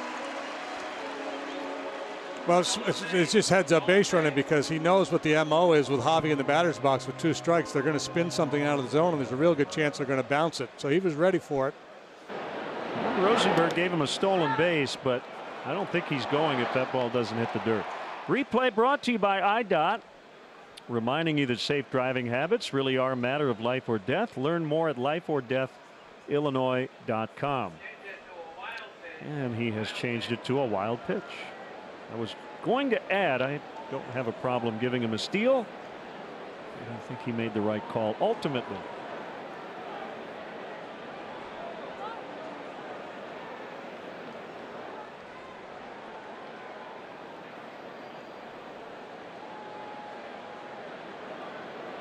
Baseball, many times we have to decipher intentions. Baez in the air, left field. Brantley over. That's the second out. Let's step aside and see what's coming up on WGN.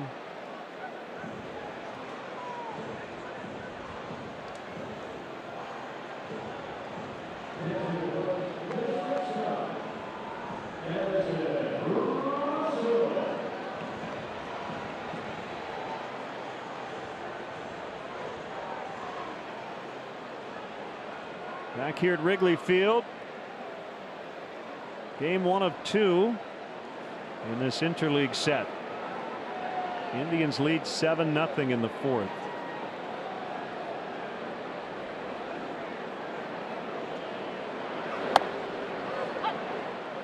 A strike to Russell.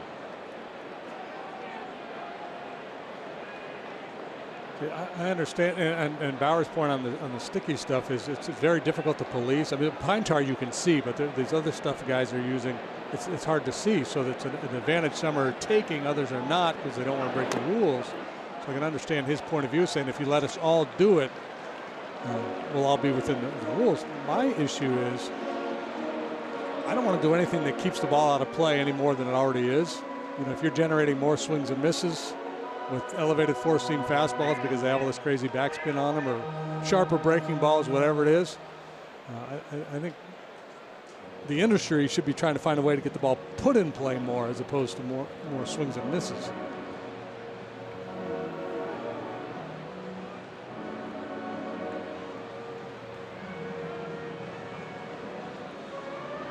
Two strikes on Russell. Schwarber at third, 2 down.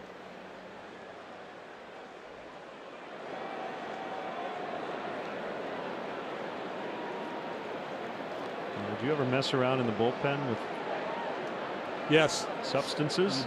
Yeah, towards the end of my career, I was desperate. I thought, well, maybe I'll try this. That's foul. The summer of my Comfortable saying discontent. what it was you did? Oh, the summer of my discontent in Minnesota when I was getting, just bludgeoned. I went down to the bullpen between starts one day, and I went down there with a full kit, man. I had the greasy stuff, the sandpaper. I was going to just play with trying to get the ball to move and then have the moral discussion with myself whether I was going to do it or not. But my stuff was so bad at that point, I wasn't getting any real great movement anyway. So I said, well, might as well get your brains beat in and keep your integrity intact. That's a very intellectual way of looking at it. Yeah. Find out first if you're even capable of it, then have the difficult discussion with yourself. What's the risk reward?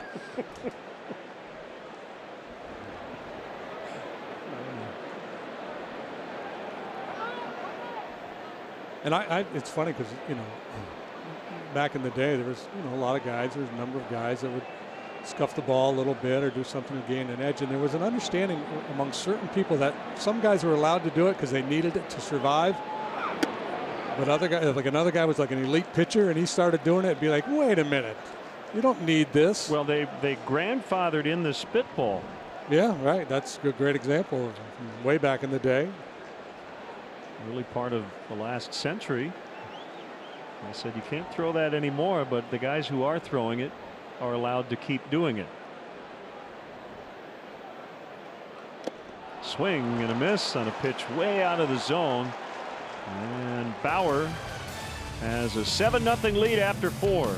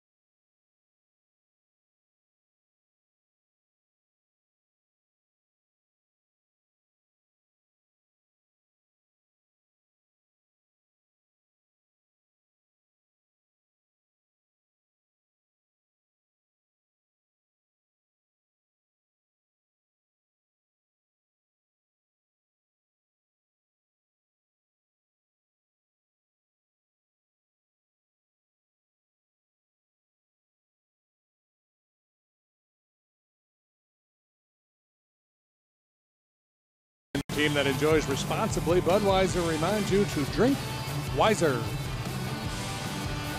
Stay tuned for the 7th inning stretch brought to you by Budweiser. This Bud's for you. 2-time Masters champ Bubba Watson. Should have thrown a curve.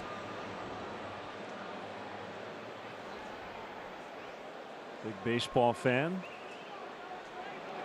7-zip Indians. 4 in the 3rd, 3 in the 4th. We'll have Allen, Bauer, and Lindor due. This pitch from Montgomery is floated out into shallow right center for a base hit. Allen from the 8 spot has been on all 3 times. 2 walks and a single. Broken bat knock. And he's a difference maker with his legs. Now, how hard they push to run here in a 7-0 ball game remains to be seen. Bauer, in all likelihood, will be just trying to bunt him along. Typically, prior to a series in a National League park for these American League clubs, the starting pitchers will take a little BP, and the emphasis on getting the bunts down.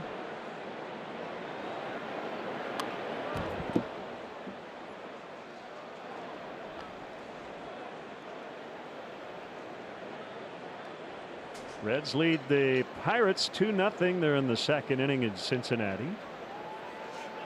Diamondbacks, Brewers, bottom of the 5th. It's raining in Cincy. It was 0-2. Scoreless in Milwaukee. Diamondbacks and Brewers. Royals, Cardinals 1-1. Bottom 3. You see Juan Soto, 19-year-old, hit a home run last night. First pitch as a starting player. That was a fair ball. Throw goes to second. Out there. Nice throw by Contreras. So Bauer will not get a sacrifice. And you take the speed guy off the bases. Sacrifice in that situation. The one thing you're telling yourself, just get it away from the catcher. And this one dies right in front of home plate. So even with Allen's speed, Contreras able to gun him down.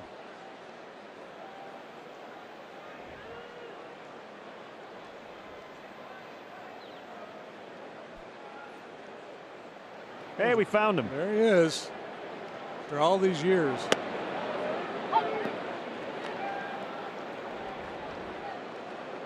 And everybody can stop looking.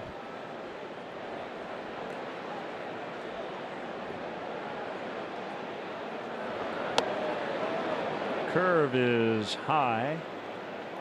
1-1 on Lindor.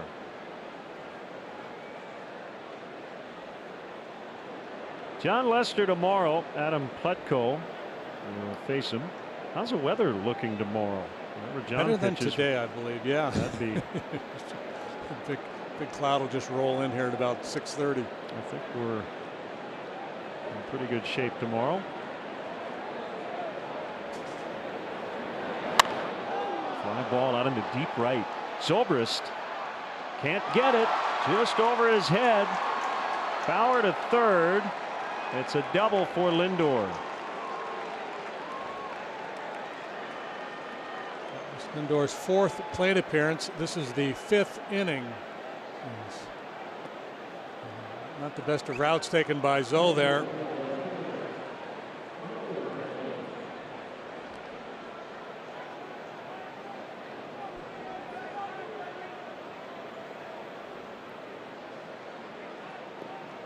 Two in scoring position for Brantley. Already 2 hits, 2 runs, and the Cubs will have their infield in again, at least on the left side. Halfway in up on the right side, and ball 1. Yeah, Robbie just backed Addy off a little bit.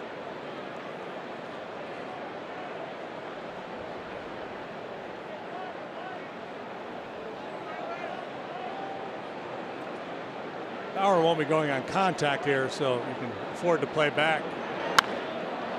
Hard contact and foul by a few feet.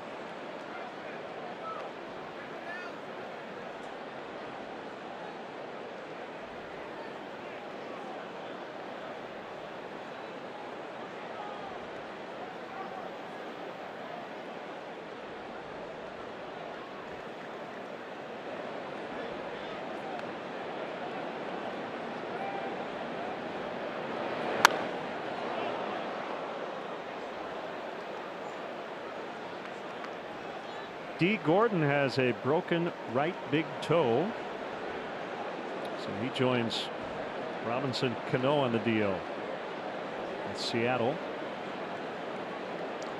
They called Dan Vogelback, former Cub farmhand, back up from AAA.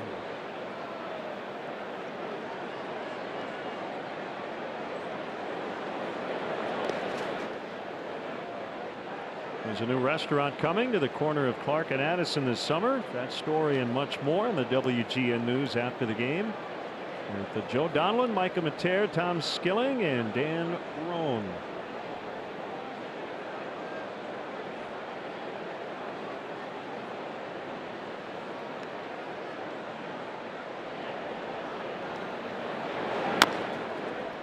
Bauer holds, so that means Lindor has to as well, and Brantley is out.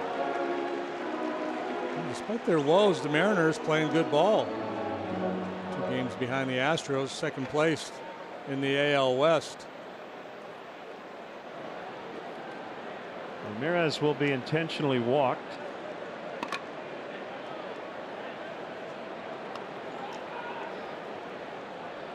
And Alonso will bat with the bases loaded.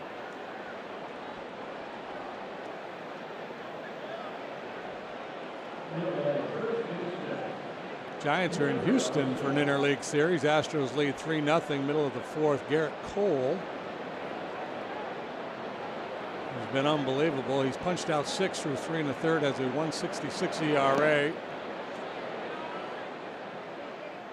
The fun side story in that one is his brother-in-law is Brandon Crawford, the shortstop for the Giants, who's 1 for 1 tonight against him. That game in Cincinnati, I mentioned the Reds lead the Pirates 2-0. In the 3rd inning, Matt Harvey making his first home start as a Red.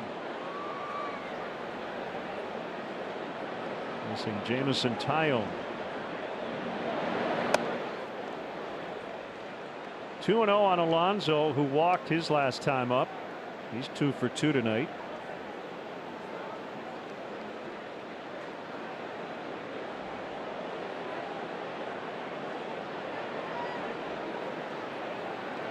And the pitch driven out into deep right center.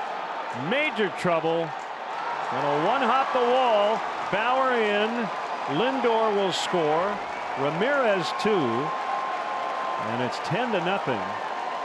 Bases clearing double by Alonso.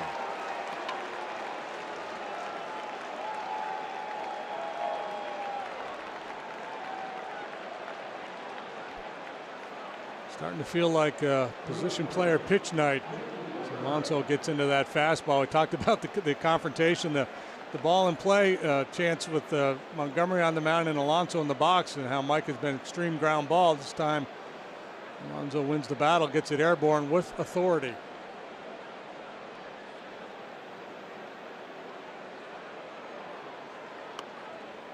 Man, look at the carnage as you look at your scorecard that the top 4 in this batting order are doing here tonight. Lindor on twice, scored twice. Brantley on twice, has scored twice. Ramirez 3-run homer, 2 walks. Alonso on all 4 times, just knocked in 3. Cabrera doubled his last time up. And he pops out. So some crooked numbers here. 4 in the 3rd, 3 in the last 2 innings, and it's 10-0.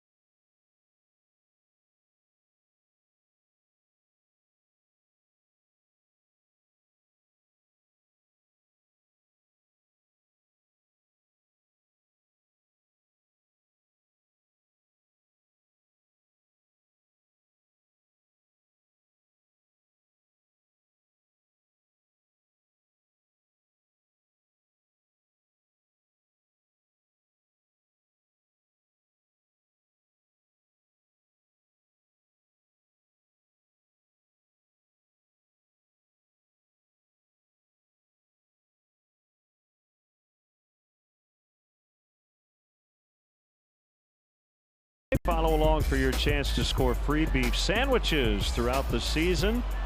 And they catered our crew dinner tonight. Good stuff.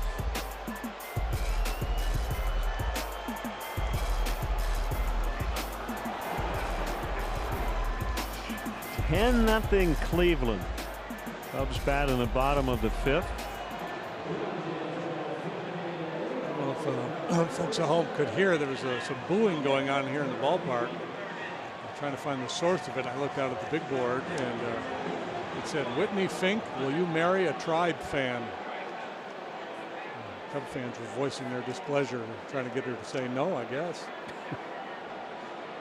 Here's Caratini batting for Montgomery. Victor, the switch hitter.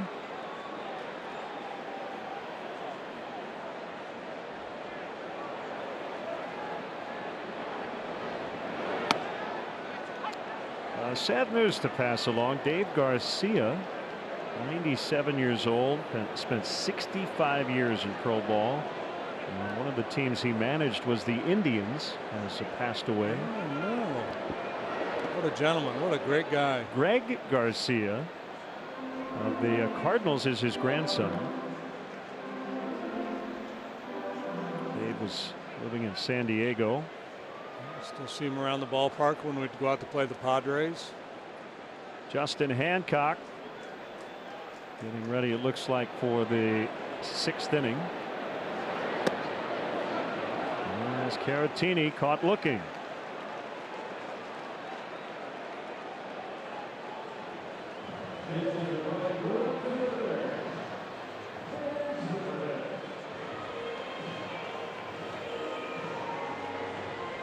Zobrist 0 for 2.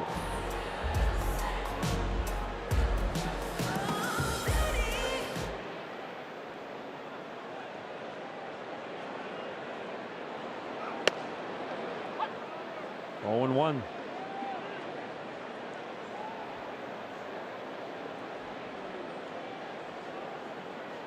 Scoreless so far, coming on the heels of an 8-inning shutout performance against Detroit last time out.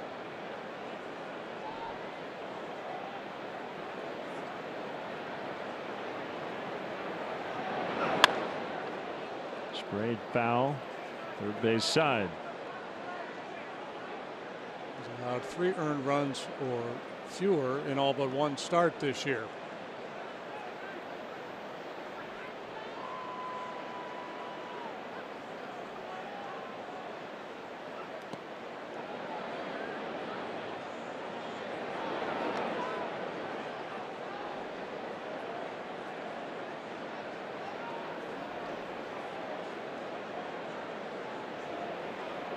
Looking for his 2nd win this year against the Cubs.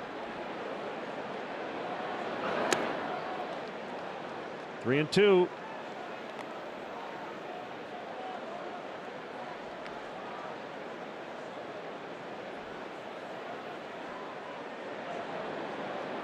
Fold up that W flag yet. I thought they were unfolding it. I was saying it's optimistic, and a long way to go as Zobrist takes the walk. Maybe it was a W for a walk. Wave his walk flag. We'll bring up Almora with a 1-out base runner. Military appreciation night here at the ballpark.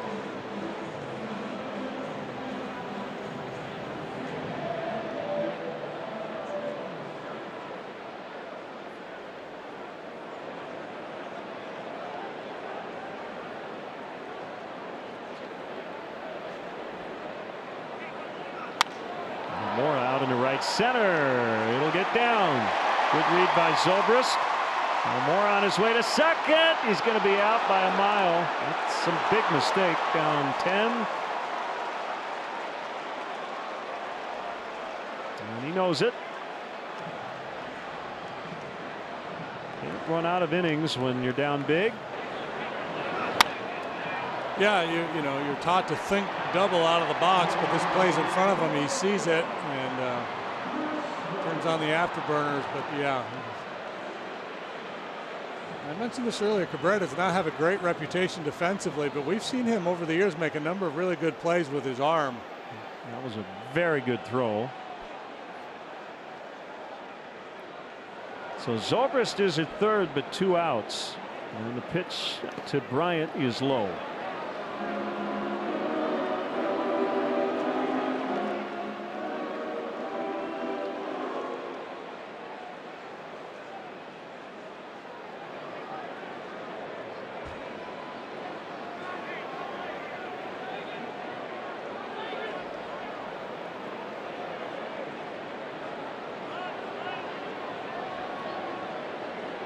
Bauer's 1-0. Bounce foul. Time now to see who's got momentum. Brought to you by First Midwest Bank. 300, 400, 500 slash line. We'll call it the Chipper Jones slash line. And it's early, but not a lot of Cubs third basemen have done it in the season.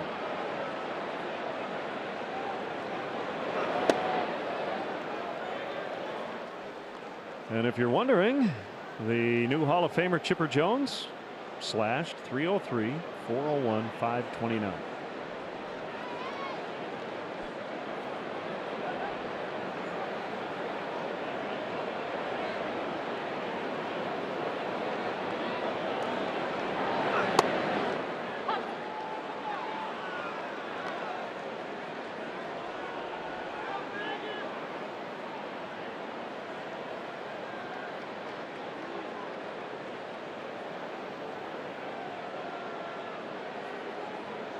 Two balls, 2 strikes. Bauer nearing 90 pitches on the night.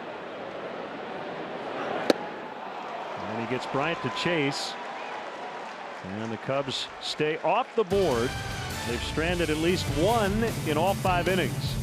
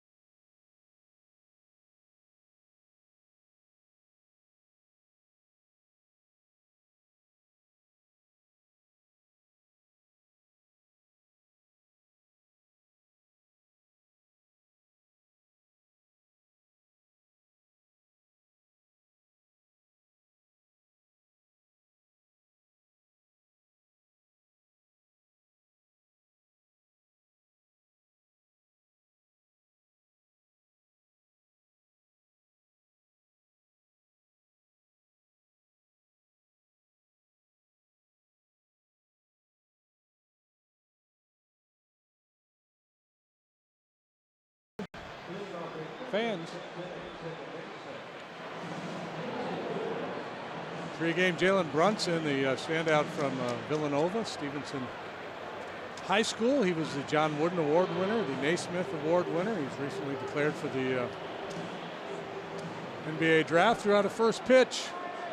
Nothing but net.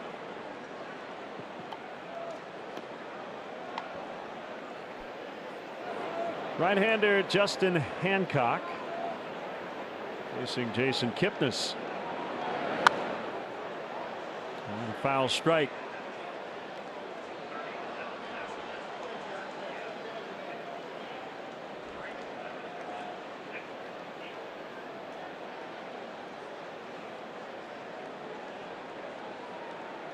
Two-run single for Kipnis his last time up. And a deep drive to left on the warning track. Schwarber puts it away.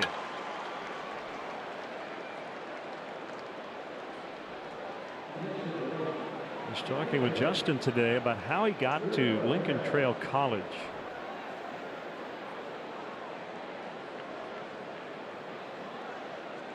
Which is located in Robinson, Illinois, right on the Indiana border. It's about 80 miles west of Bloomington, Indiana.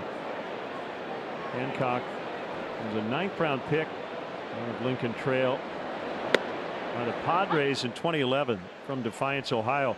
He broke his arm on a pitch.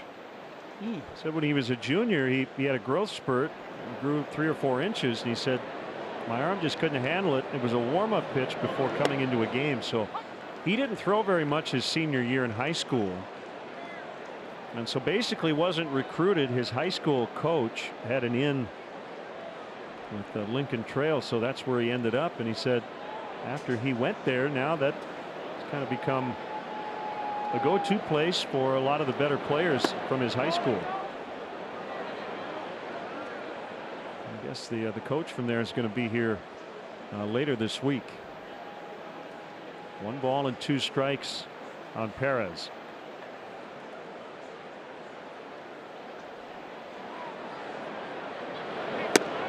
Not that I've ever heard that happening to a high school player. We've seen it at the big league level with a number of guys. Dave Dravecky, Tommy Browning did it. Lefty from the Royals a few years back as well, threw a pitch, arm snapped. I've never heard of that with a high school kid. Sharply hit ground ball. It's Baez down his knees, up with it, and then makes the play. And 2 outs, and now Greg Allen, the fewest batters faced by a Cubs pitcher in an inning, has been 4. That was the second.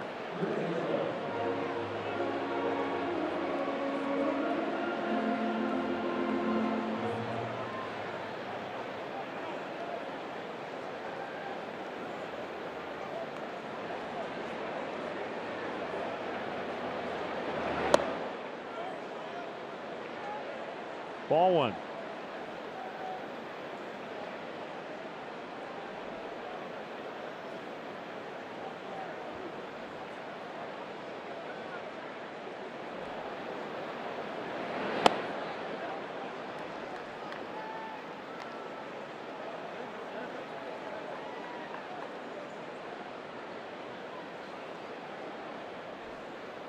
Nothing Cleveland, 6th inning. Ground ball toward right. Baez got him. What a play. Still playing the game as Baez gets Greg Allen to end the inning. First time the Indians have gone 1, 2, 3.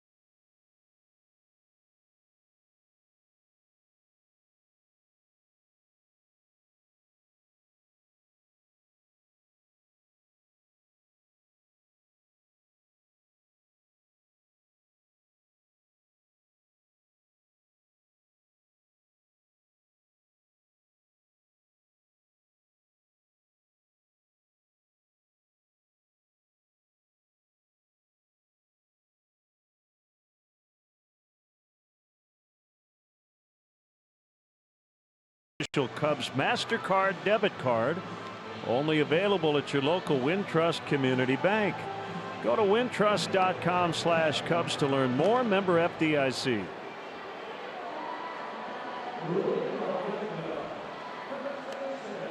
Well, it's cool, but a pretty comfortable night here at Wrigley. Not so much on the field as the Indians are leading 10-0. And the Cubs will have Rizzo, Contreras, and Schwarber due against Trevor Bauer. 37,168 in the ballpark. A few across the street as well.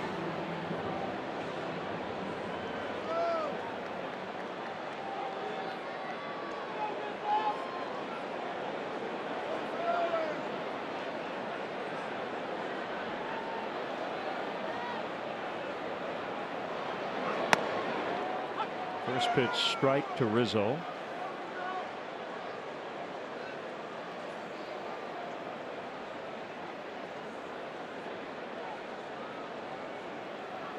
Cubs were pretty aggressive early in the ball game, attacking that first pitch. Down 10 is, you know, he probably doesn't much matter what approach you take, but generally, you know, force a guy to make some pitches.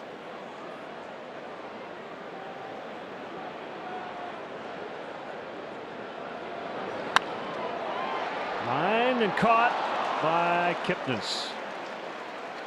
Just deep enough.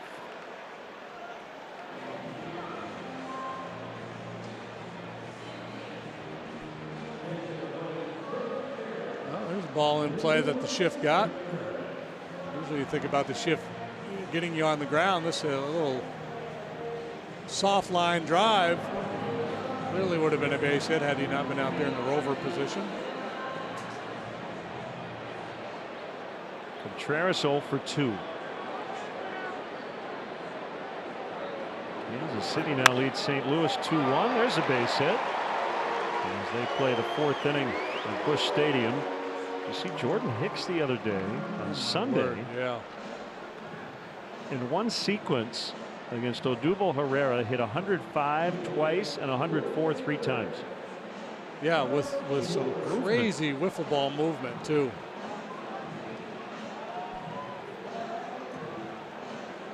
And the thing about it, he's not striking out a ton of people. You know, command isn't good, but what an arm. We're due to get Alex Reyes back here pretty soon.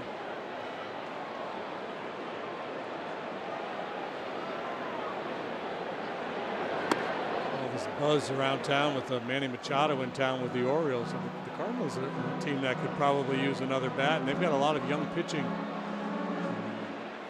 If they were inclined to try to swing a deal now, they're going to have to rely on that young pitching.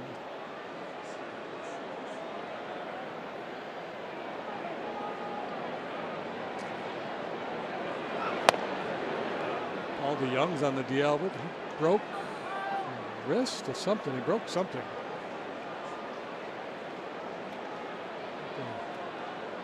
Playing Jerko at shortstop the other day. And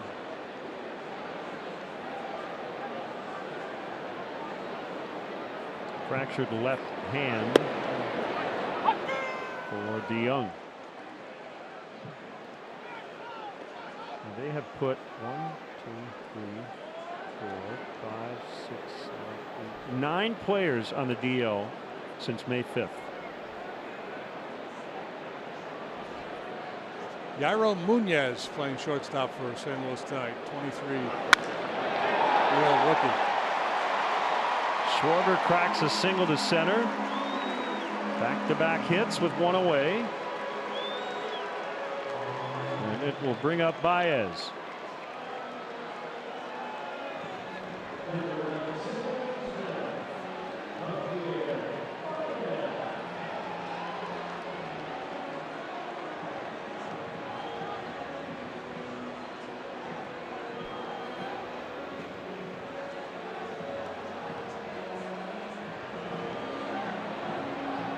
Now we're at 96 pitches in a lopsided game, so this will likely be his last inning.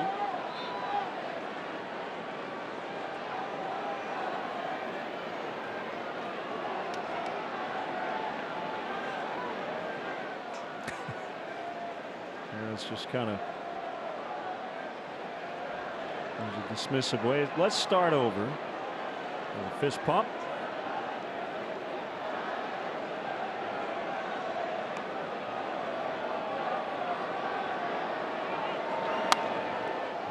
Fouled back into the upper deck. Nice grab by a young fan. It's chilly tonight, but things are looking up. Get Tom Skilling's forecast right after the ball game on the WGN News.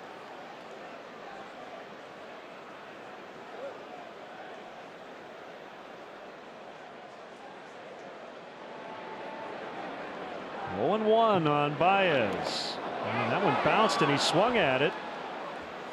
Runners will move up on a wild pitch. One of these days he's going to hit a double on a ball that bounces, right? He'll do a little Vlad Guerrero.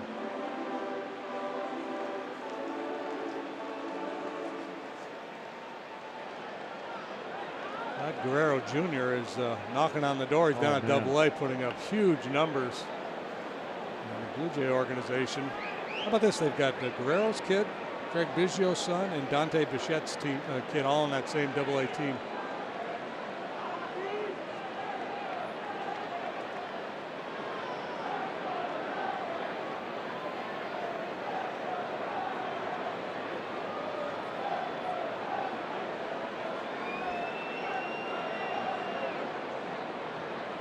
There's 0-2. Yeah, he's going to probably try that a couple of times to see if he can get him to chase. Vlad Jr. hitting .421 in the Double-A Eastern League with New Hampshire. Slugging .697. 19 years old. I mean, that's pretty advanced. And he just turned 19 in March.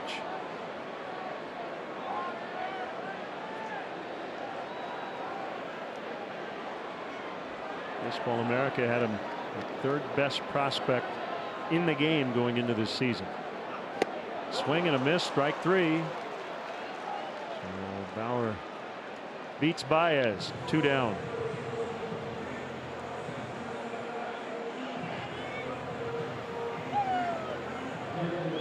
Are 27 years of age. Really coming into his own. The good work he did at the tail end of last year and following it up with a great start to this season.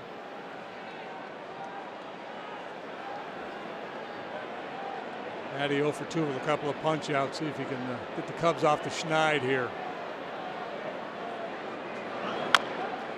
Tapped on the ground at third, but it's foul.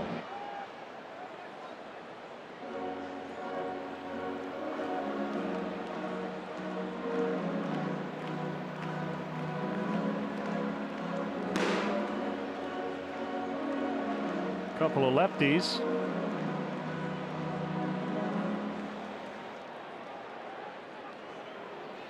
Olson on the right, Wilson on the left.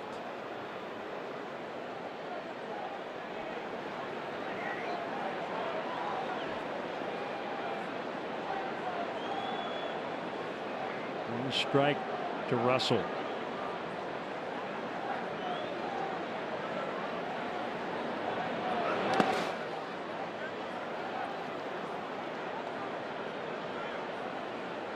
Watching on our flight back from Cincinnati on Sunday, Shohei Ohtani. He was throwing 98, I believe, in the 8th inning. Did you see any of that start? I did not. His breaking ball. A lot of bite. Yeah, he's pretty nasty. What a specimen, too, physically. I think that thing has worked out better than anyone could have imagined. DH tonight. He's 0 for 2 as they play in Toronto. He's batting .314 on the year. Ramirez will glove. Low throw, but Alonso takes care of it, and it's still 10-0 Cleveland after 6.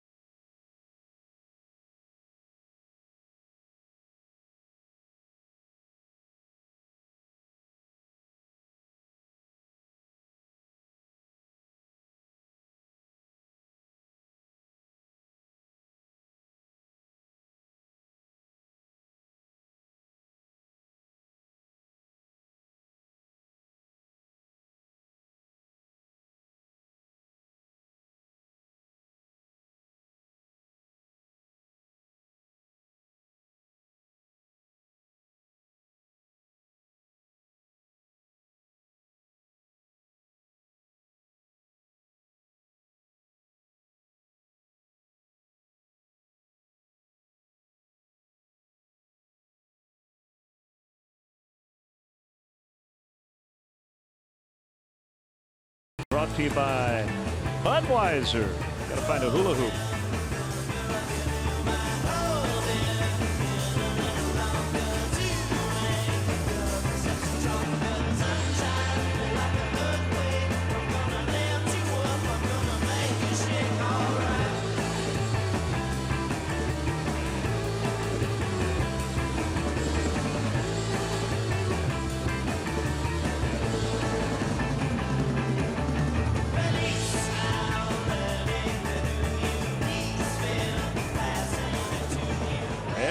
Frankie and the Witch Fingers. That is Sunshine Earthquake. Saw them back in '66, man. I like it. It was Frankie and who? The Witch Fingers. Yeah. We got a pinch hitter here, Eric Gonzalez. Hit for Bauer. So Bauer 6 shutout. Look out, Oral. Here comes Trevor Bauer. It's at least 14 consecutive scoreless.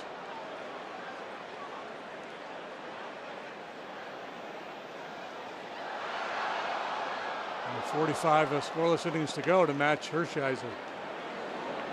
That's the Drake. It is the Drake.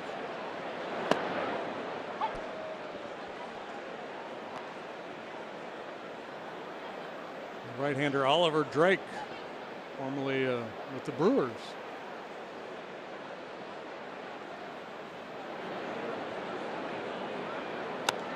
Swing and a miss, strike 3. Houston's earning himself a game ball here tonight.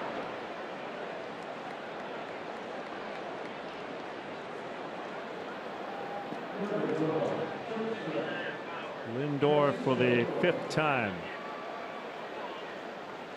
The Cubs, according to MLB.com, were the bullpen of the week last week. Put up a collective 1.80 ERA. MLB.com has its own formula to determine the pen of the week.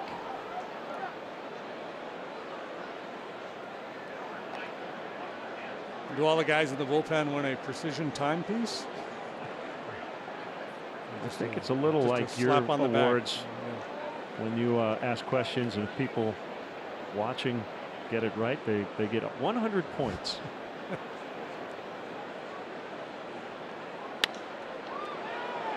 In consideration for your grand prize. Schwarber picks it up. Lindor gliding and standing at second base. Well, he gets moving. He is effortless out there.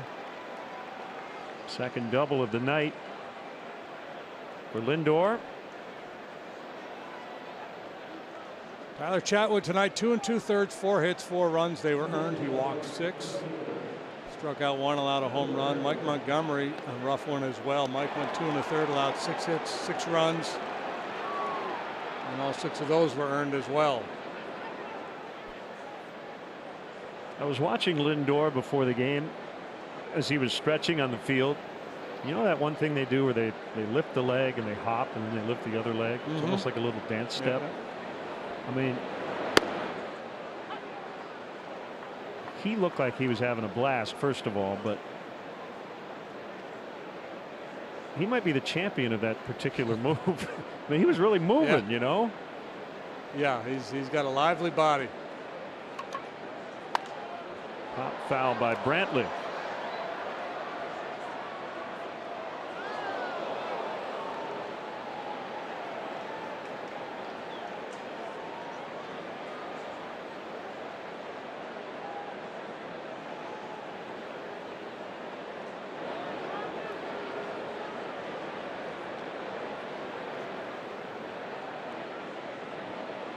Oh, 2 is high.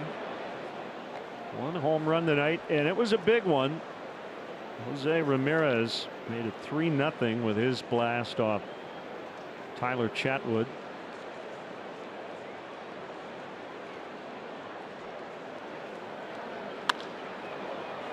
One bounce to Baez. 2 down. Lindor at third.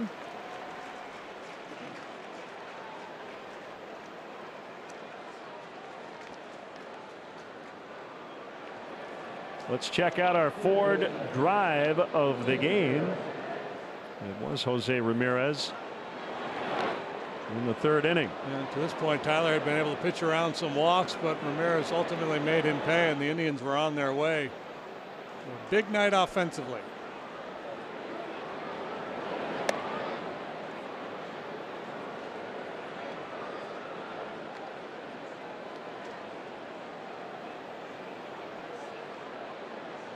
I think we both expect the Indians to be pretty good, and they're a game under 500, as we talked about earlier, 22-23. But let me pose this question. All right.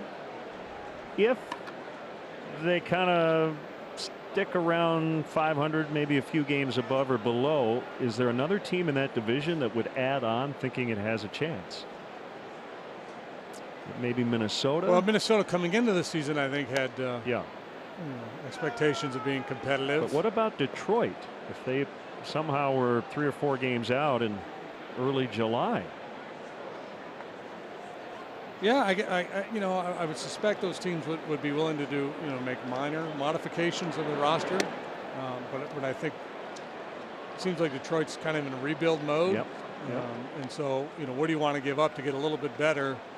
With the idea you might end up being thrashed in a series with the Red Sox or the Yankees or the Astros in the postseason. If you're going into rebuild mode, you probably ought to fully commit. Well, then the other question is, what are the Indians willing to do,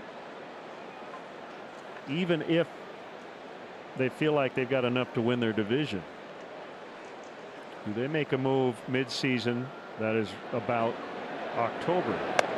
Yeah, and it may be bullpen. If they don't get their bullpen straightened out, I think they would make a couple of moves there to try to improve that. The thing about the Indians, they're probably, certainly now, hovering around 500, they're a more dangerous postseason team than they are because of their starting pitching. Their starting pitching, yeah. Even if they kind of underperform and end up being in an 85-win team, win their division, now you got to deal with Kluber and Carrasco and Bauer and Clevenger. That's probably second only to the Astros in the American League. 2-0 on Alonso. 3 hits and a walk. Rizzo's got it. Hancock at the bag, and that'll do it. Time now for our 7th inning stretch. It's brought to you by Budweiser. This Bud's for you. Bubba Watson coming up. Tour Pro and 2-time Masters champion Bubba Watson. Gary, you ready? 1, 2, 3. Take me out to the ball. Take me out with the crowd. Bodies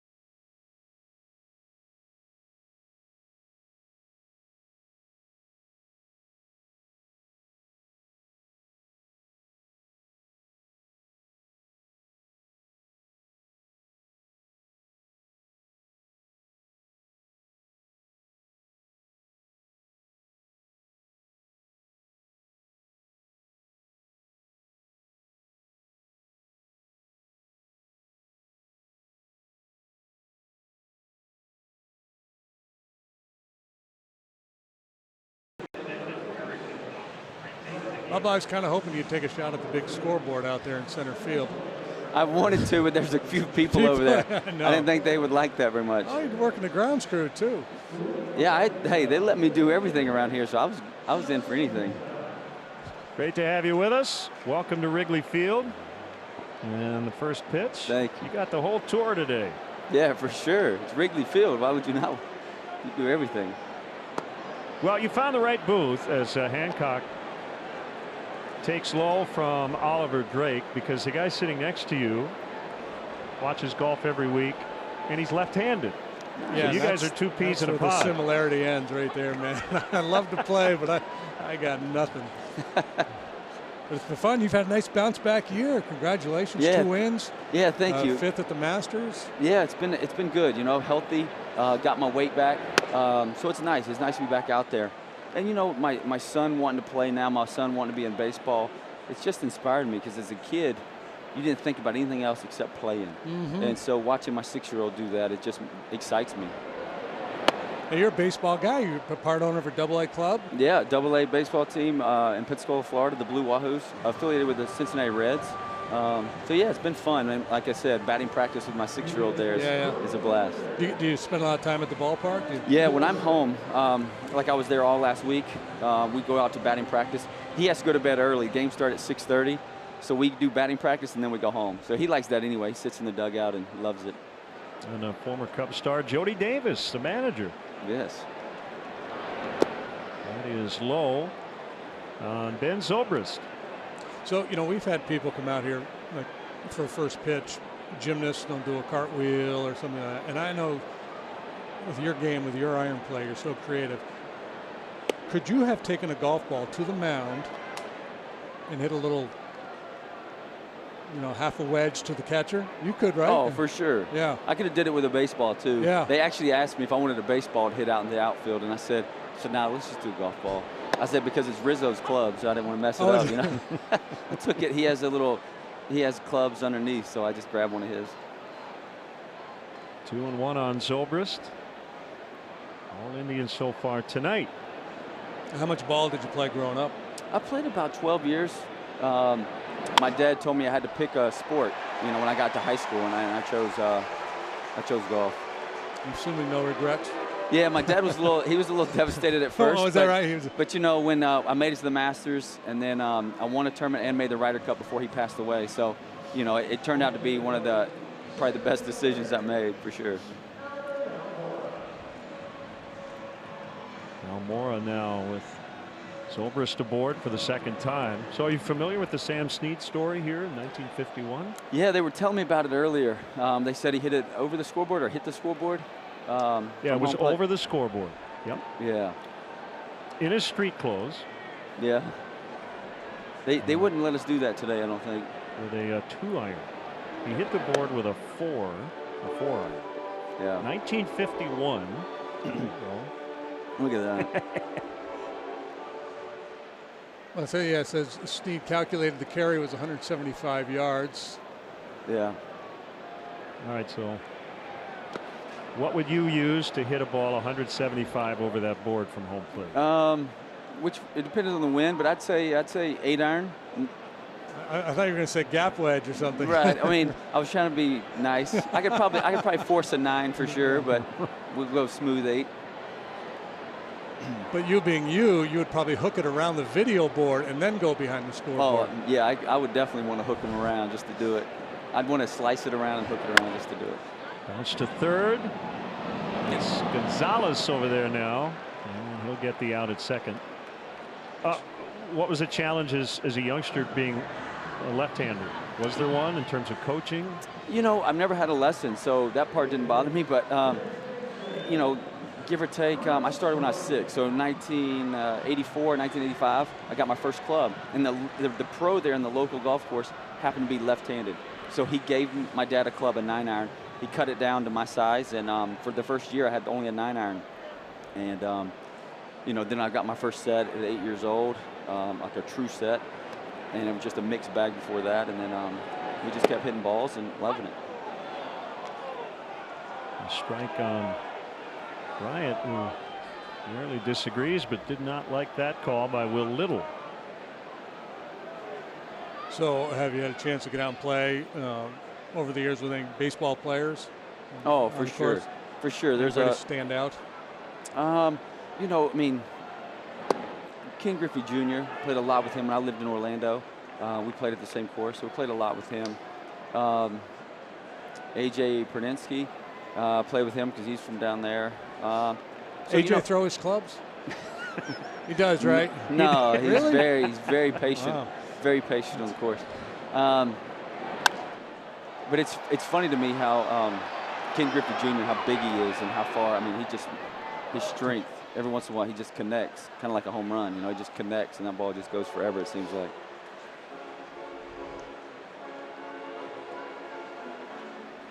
I'm chatting with Bubba Watson, two-time Masters champ. So you say you're off this week. You're playing the Memorial next week. Yep. Is that a good track for you? Yeah, it's a real tough test. I mean, Jack Nicklaus set up the course. He built the course. It's his baby, and so he makes it tricky around the greens. Fairways are pretty generous, but around the greens, it's pretty tough. 1-2 to Bryant is low. So off this week, what does that mean for a PGA golfer? How much will you play this week? Well, this week is a busy week. I was just at a jockey event for adoption, raising money for adoption over in Wisconsin. Drove over here last night, did a candy convention today, getting stuff from my candy shop in Pensacola, and then here at the game. So it's been a busy couple days, and then we're going to go up to our house in West Virginia for a couple days before Ohio tournament. So I'll take this weekend. I'll play a couple of rounds of golf just to kind of get loose, get back in the frame of mind I need to be in for golf, and then get ready for the tournament. We'll be there Sunday night. And a few days away from the game, probably not always a bad thing for your brain more than anything, right? Yeah, for sure. The mental part and the physical part, just kind of loosen up and let your body heal a little bit. Kind of like these baseball players want a couple days off. Yeah. Well, they want to play golf when they're not yeah. playing baseball. You probably don't go find a baseball game Right. on your off day. Yeah. Right. Exactly. Well, you know, it was wild that my team, the AA team down there, the Blue Wahoos, it was. I think we counted 6 days off for the whole year. Today is one of their days off. This is their third day off of the year, so it's wild, their travel schedule.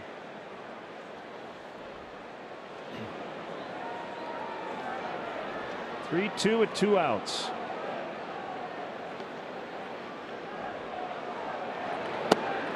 Ball 4. Do you own the General Lee? Yeah, it's Lee 1. So it's the first General Lee ever produced for the show. And I got it in an auction. So it sits in my house. And as a kid, me and my dad watched Dukes of Hazzard, the A-Team, Knight Rider. And so somehow I purchased it, and I still have it. Do you ever drive? So do you drive it? You tour around the neighborhood? Yeah, I've driven it a few times. Really just my friends like to come over and take pictures of it. Does the horn still for Dixie, sure. Yeah? Oh, yeah. I have it in so-called mint condition. I have it fixed up and make sure it's proper. And I love it. I mean, and my son keeps telling me, he doesn't know anything about the show, doesn't know anything. He just knows orange car. And so he's like, Dad, you got to keep this for me. I was like, okay. Do the doors work, or do you have to go in through the...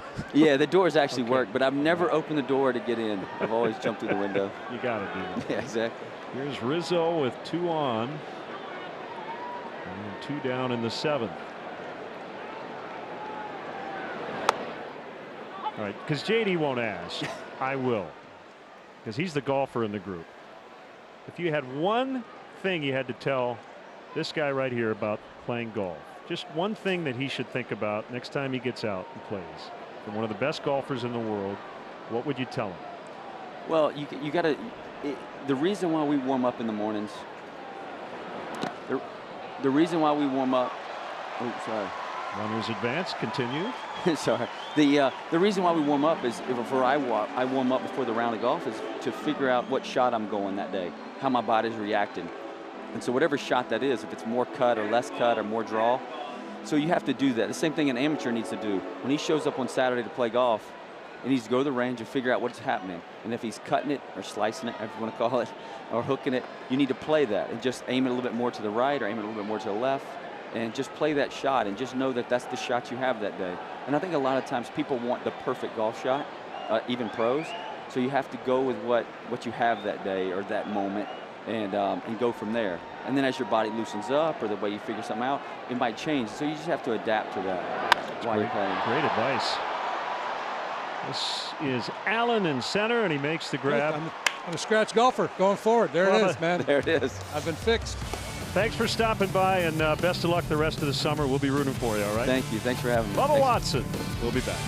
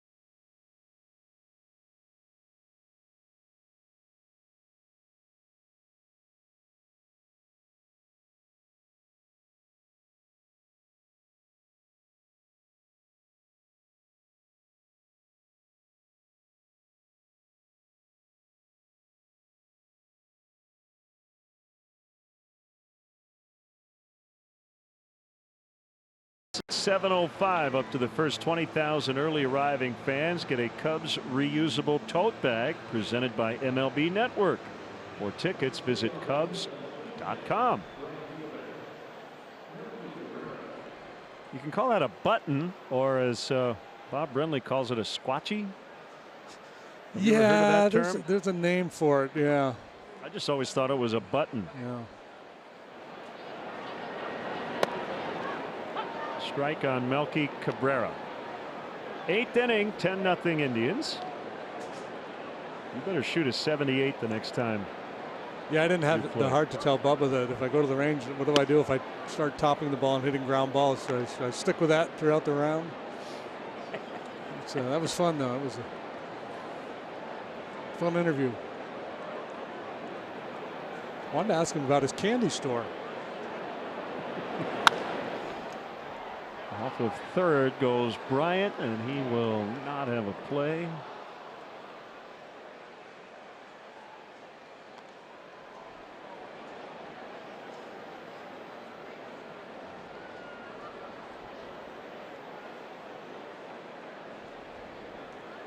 Don't forget the WGN News follows the game. Joe Donlin, Micah Mater, Dan Roan, Tom Skilling are standing by. As I like to say, to stand by.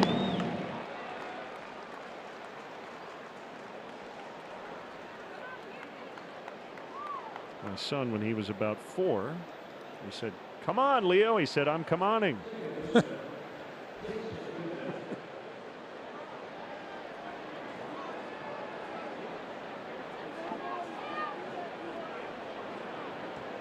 Kipnis, the batter.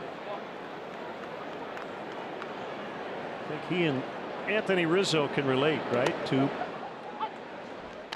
guys who expect to hit for a lot higher average than they have so far this season. But it is a long year.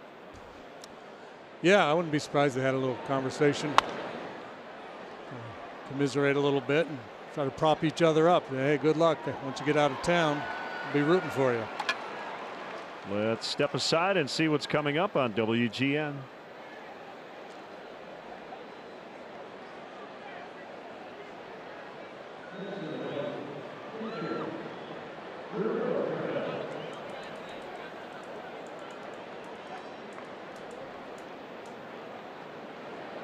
all tribes so far tonight.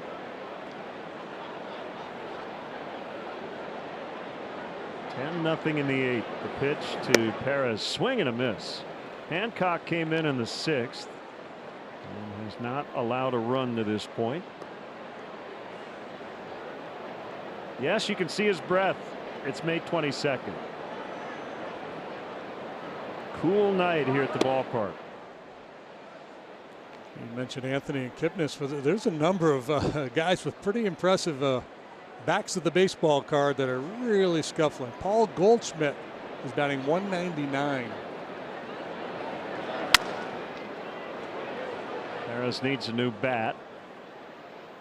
Dexter Fowler's hitting a .156. Carlos Santana 190. Matt Carpenter 206.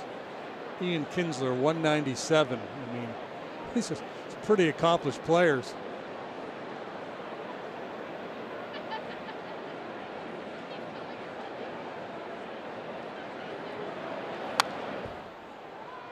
Larry checks in on Twitter. He said, my grandson was told to behave, and he told his mom, I'm being have. I got to use that one.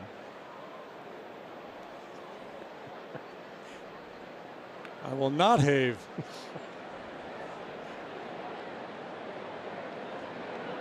One and two on the Cleveland catcher. Gomes probably in there tomorrow. Milwaukee leads Paul Goldschmidt, and the Diamondbacks 1-0 in the 8th. Josh Hader 2 innings, only 2 strikeouts. Only slacking. 2 strikeouts. Called strike 3. Nice work by Hancock tonight. 10-0 Indians late.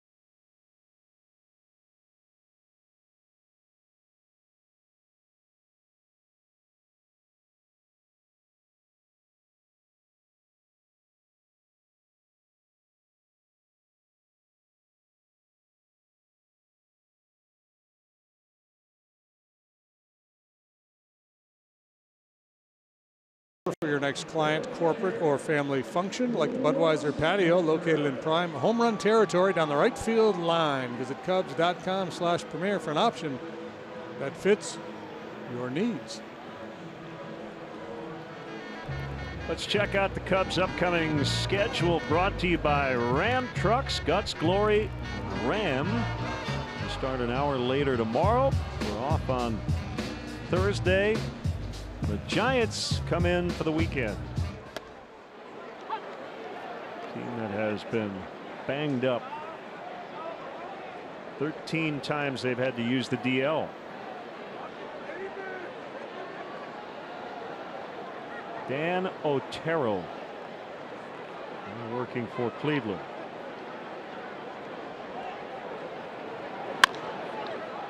Bounce to third. Gonzalez will get Contreras. One away in the Cubs 8. And we talked earlier about the Indians bullpen and how they've really struggled. Otero, one of those, 14 appearances, has a 7.47 ERA. So it's a team that if you feel like you keep it close, you have a chance to beat them late. Obviously, that's not the case here tonight.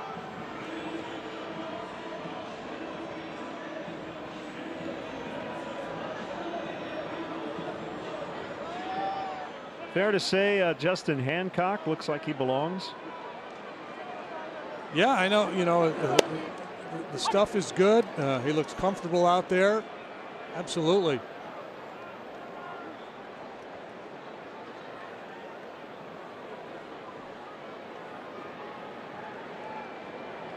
The 0-1 to Schwarber. Swing and a miss. And a change up that time. Yeah, this for a while had been the opposite, right? Talking about get into their bullpen, you've got no chance. Yeah. Last year they led the majors in ERA out of their bullpen, 2.89. And Schwarber's out on strikes.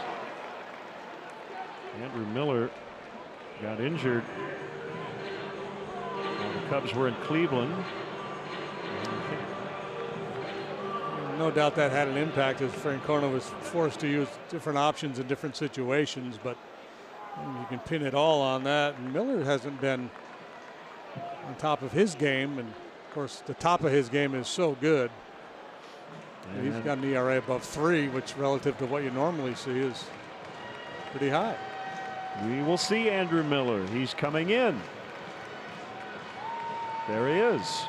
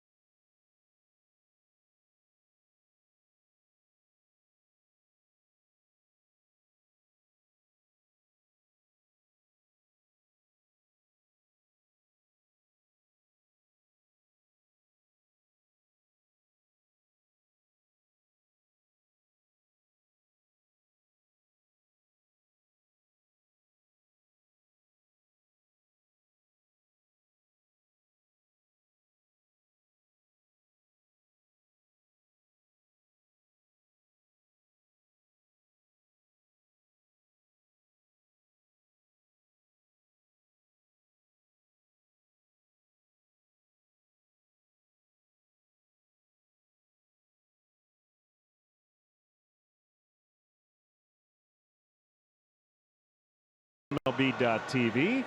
Your subscription includes MLB at Bat Premium, allowing you to watch live baseball on your favorite supported devices. Blackout and other restrictions apply. Visit MLB.tv for details. Andrew Miller threw 2 pitches against the Cubs on April 25th, left with a left hamstring strain and ended up on the DL. Came back less than 2 weeks ago.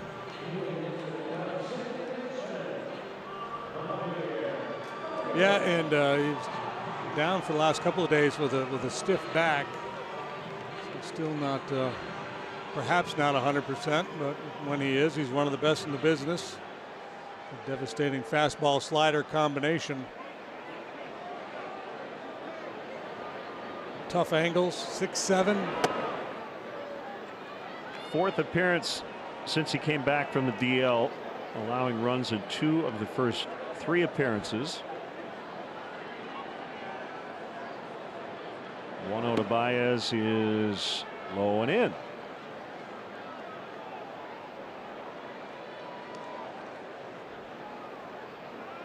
6'7", 205.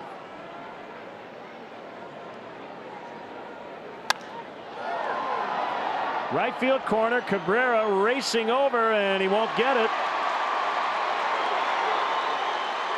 Baez toward third. Safe there with a triple.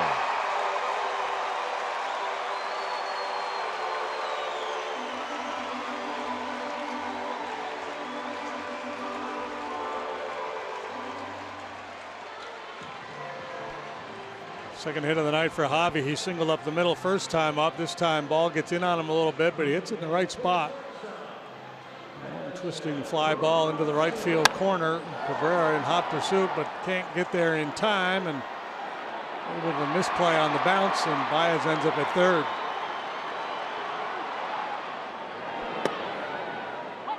Major League leading 5th triple for Baez.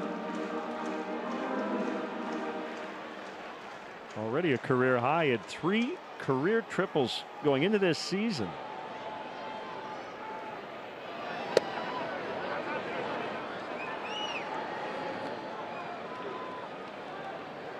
So Miller's 6'7", but he actually looks taller. Yeah, his legs look 6'7". Yeah.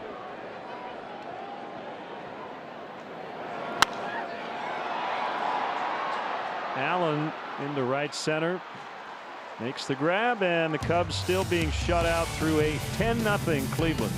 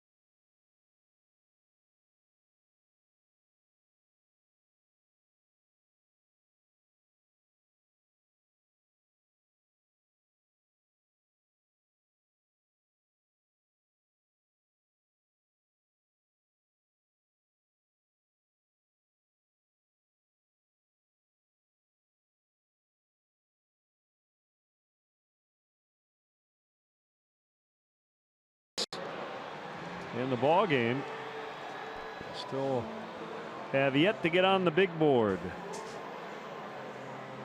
Stay tuned. The WGN News follows immediately. Was she whistling? Is that what that was? I think that was the attempt. Yes.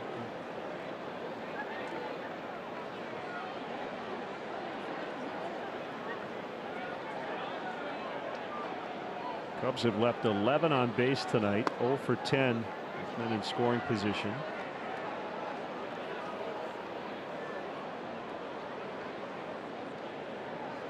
Justin Wilson against Allen, and that is foul.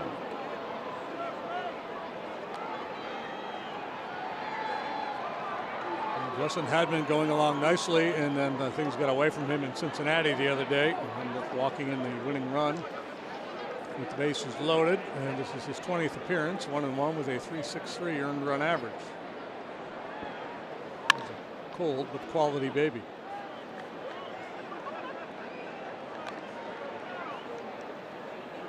Maybe not so cold, all bundled up there.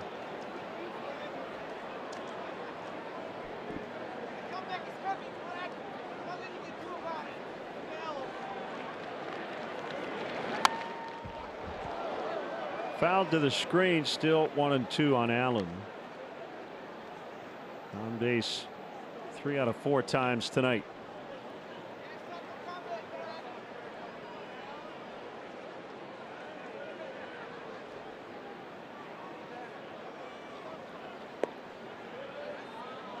So we'll wrap up the season series tomorrow versus Cleveland.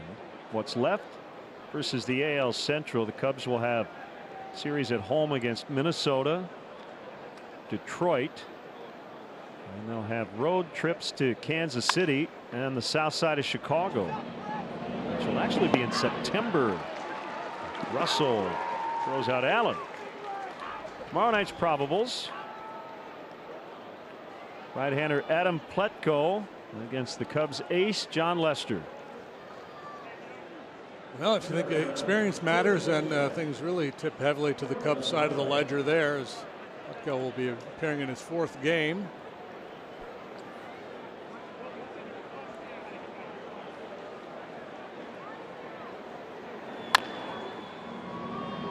Indoor bouncer Baez. That's Gonzalez, my apologies. Now Lindor with 2 outs.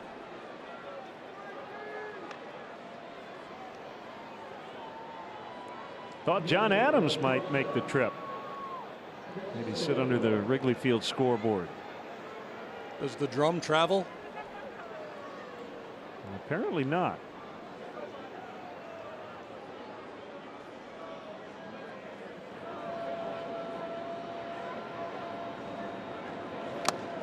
Foul tip strike on Lindor.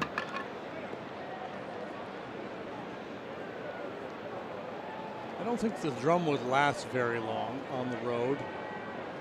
Yeah, if he continues to beat it, especially if his team's winning 10-0. Probably not a pretty good chance that drum would end up out on Waveland. Josh Tomlin put into the bullpen. He started against the Cubs in April. So for now, he's out of their rotation.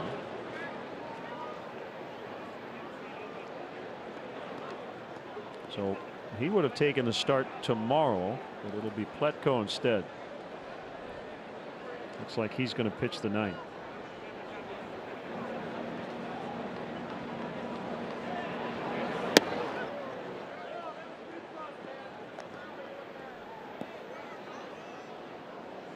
Cap still hanging around, huh? Yeah, they won last night, right? Forced to Game 7. Game 7.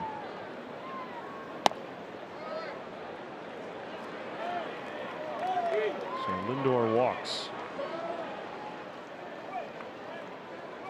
It's the 10th walk issued by Cubs pitching here tonight.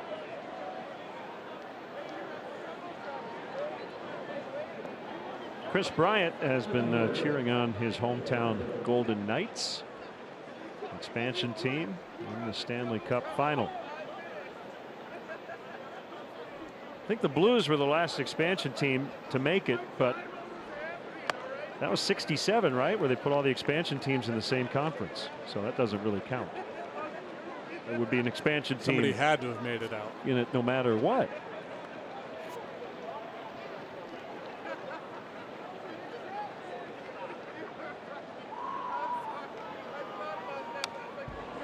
Away by Brantley. 0-2.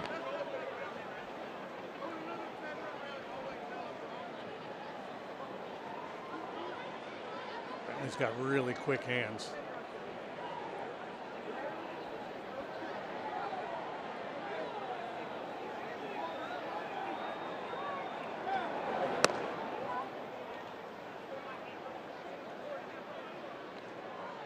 Pirates down in the 7th in Cincinnati. It's 6-2 Reds.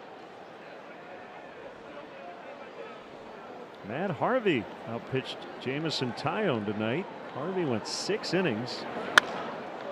Allowed 1 run. Line drive to Almora, and we'll go to the bottom of the 9th. 10-0 Cleveland.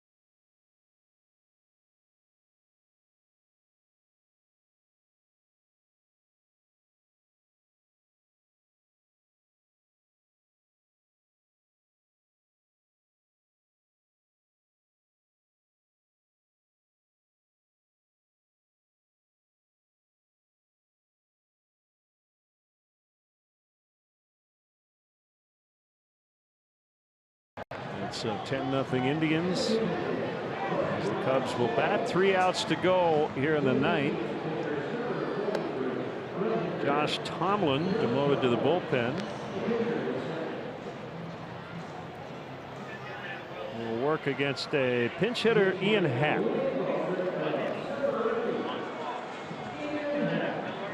That child's first Cub game. Blame it on her. Josh Tomlin, as one said, he had been in the rotation, did not pitch well. Now he's relegated to this bullpen role, at least for now. Rajay Davis playing left.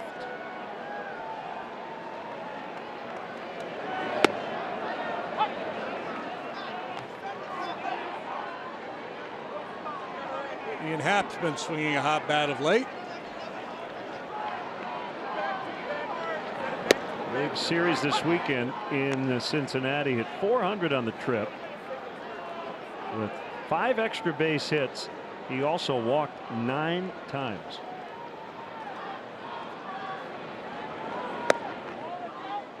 How many of those were intentional? At least 4 were intentional. I think 5 intentional over the weekend.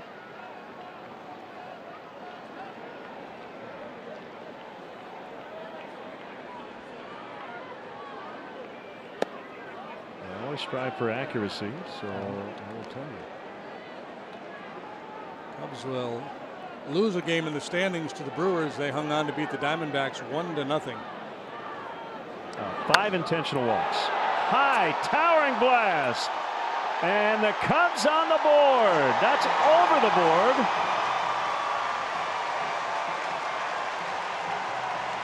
I'm not sure exactly where that hit. It came back down. Yeah, I don't know if it hit up top and kicked back. Or, wow. Yeah. Schwarber-like. So a booming home run for Ian Happ.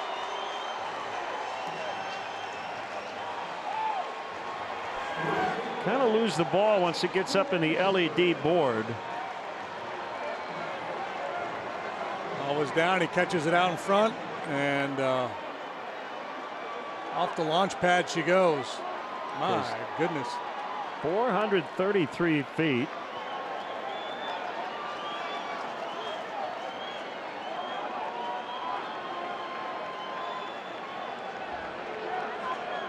One 0 on Zobrist.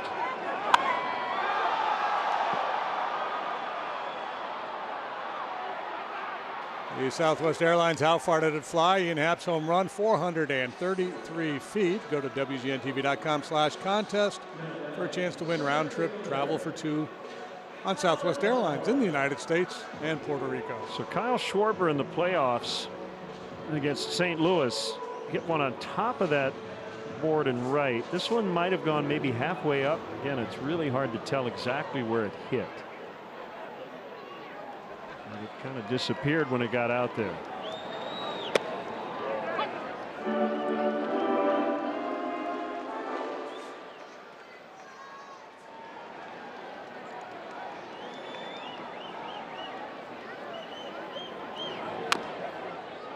Oh, 0-2 on Almora.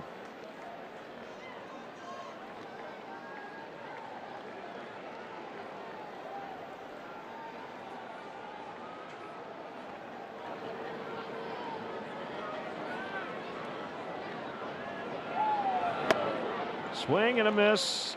2 down.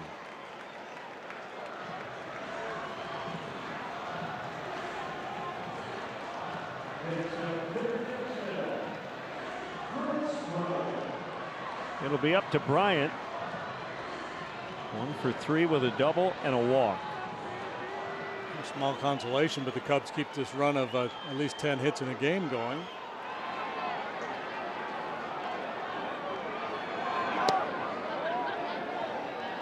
A little low.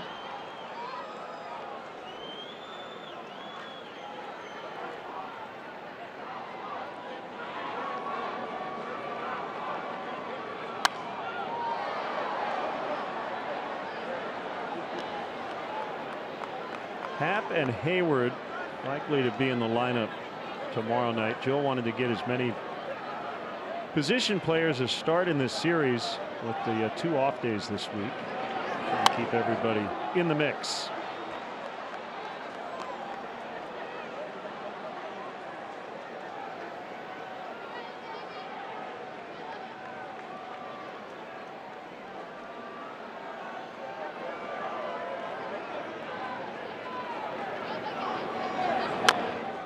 That's a fair ball. Perez scoops it up, and the Indians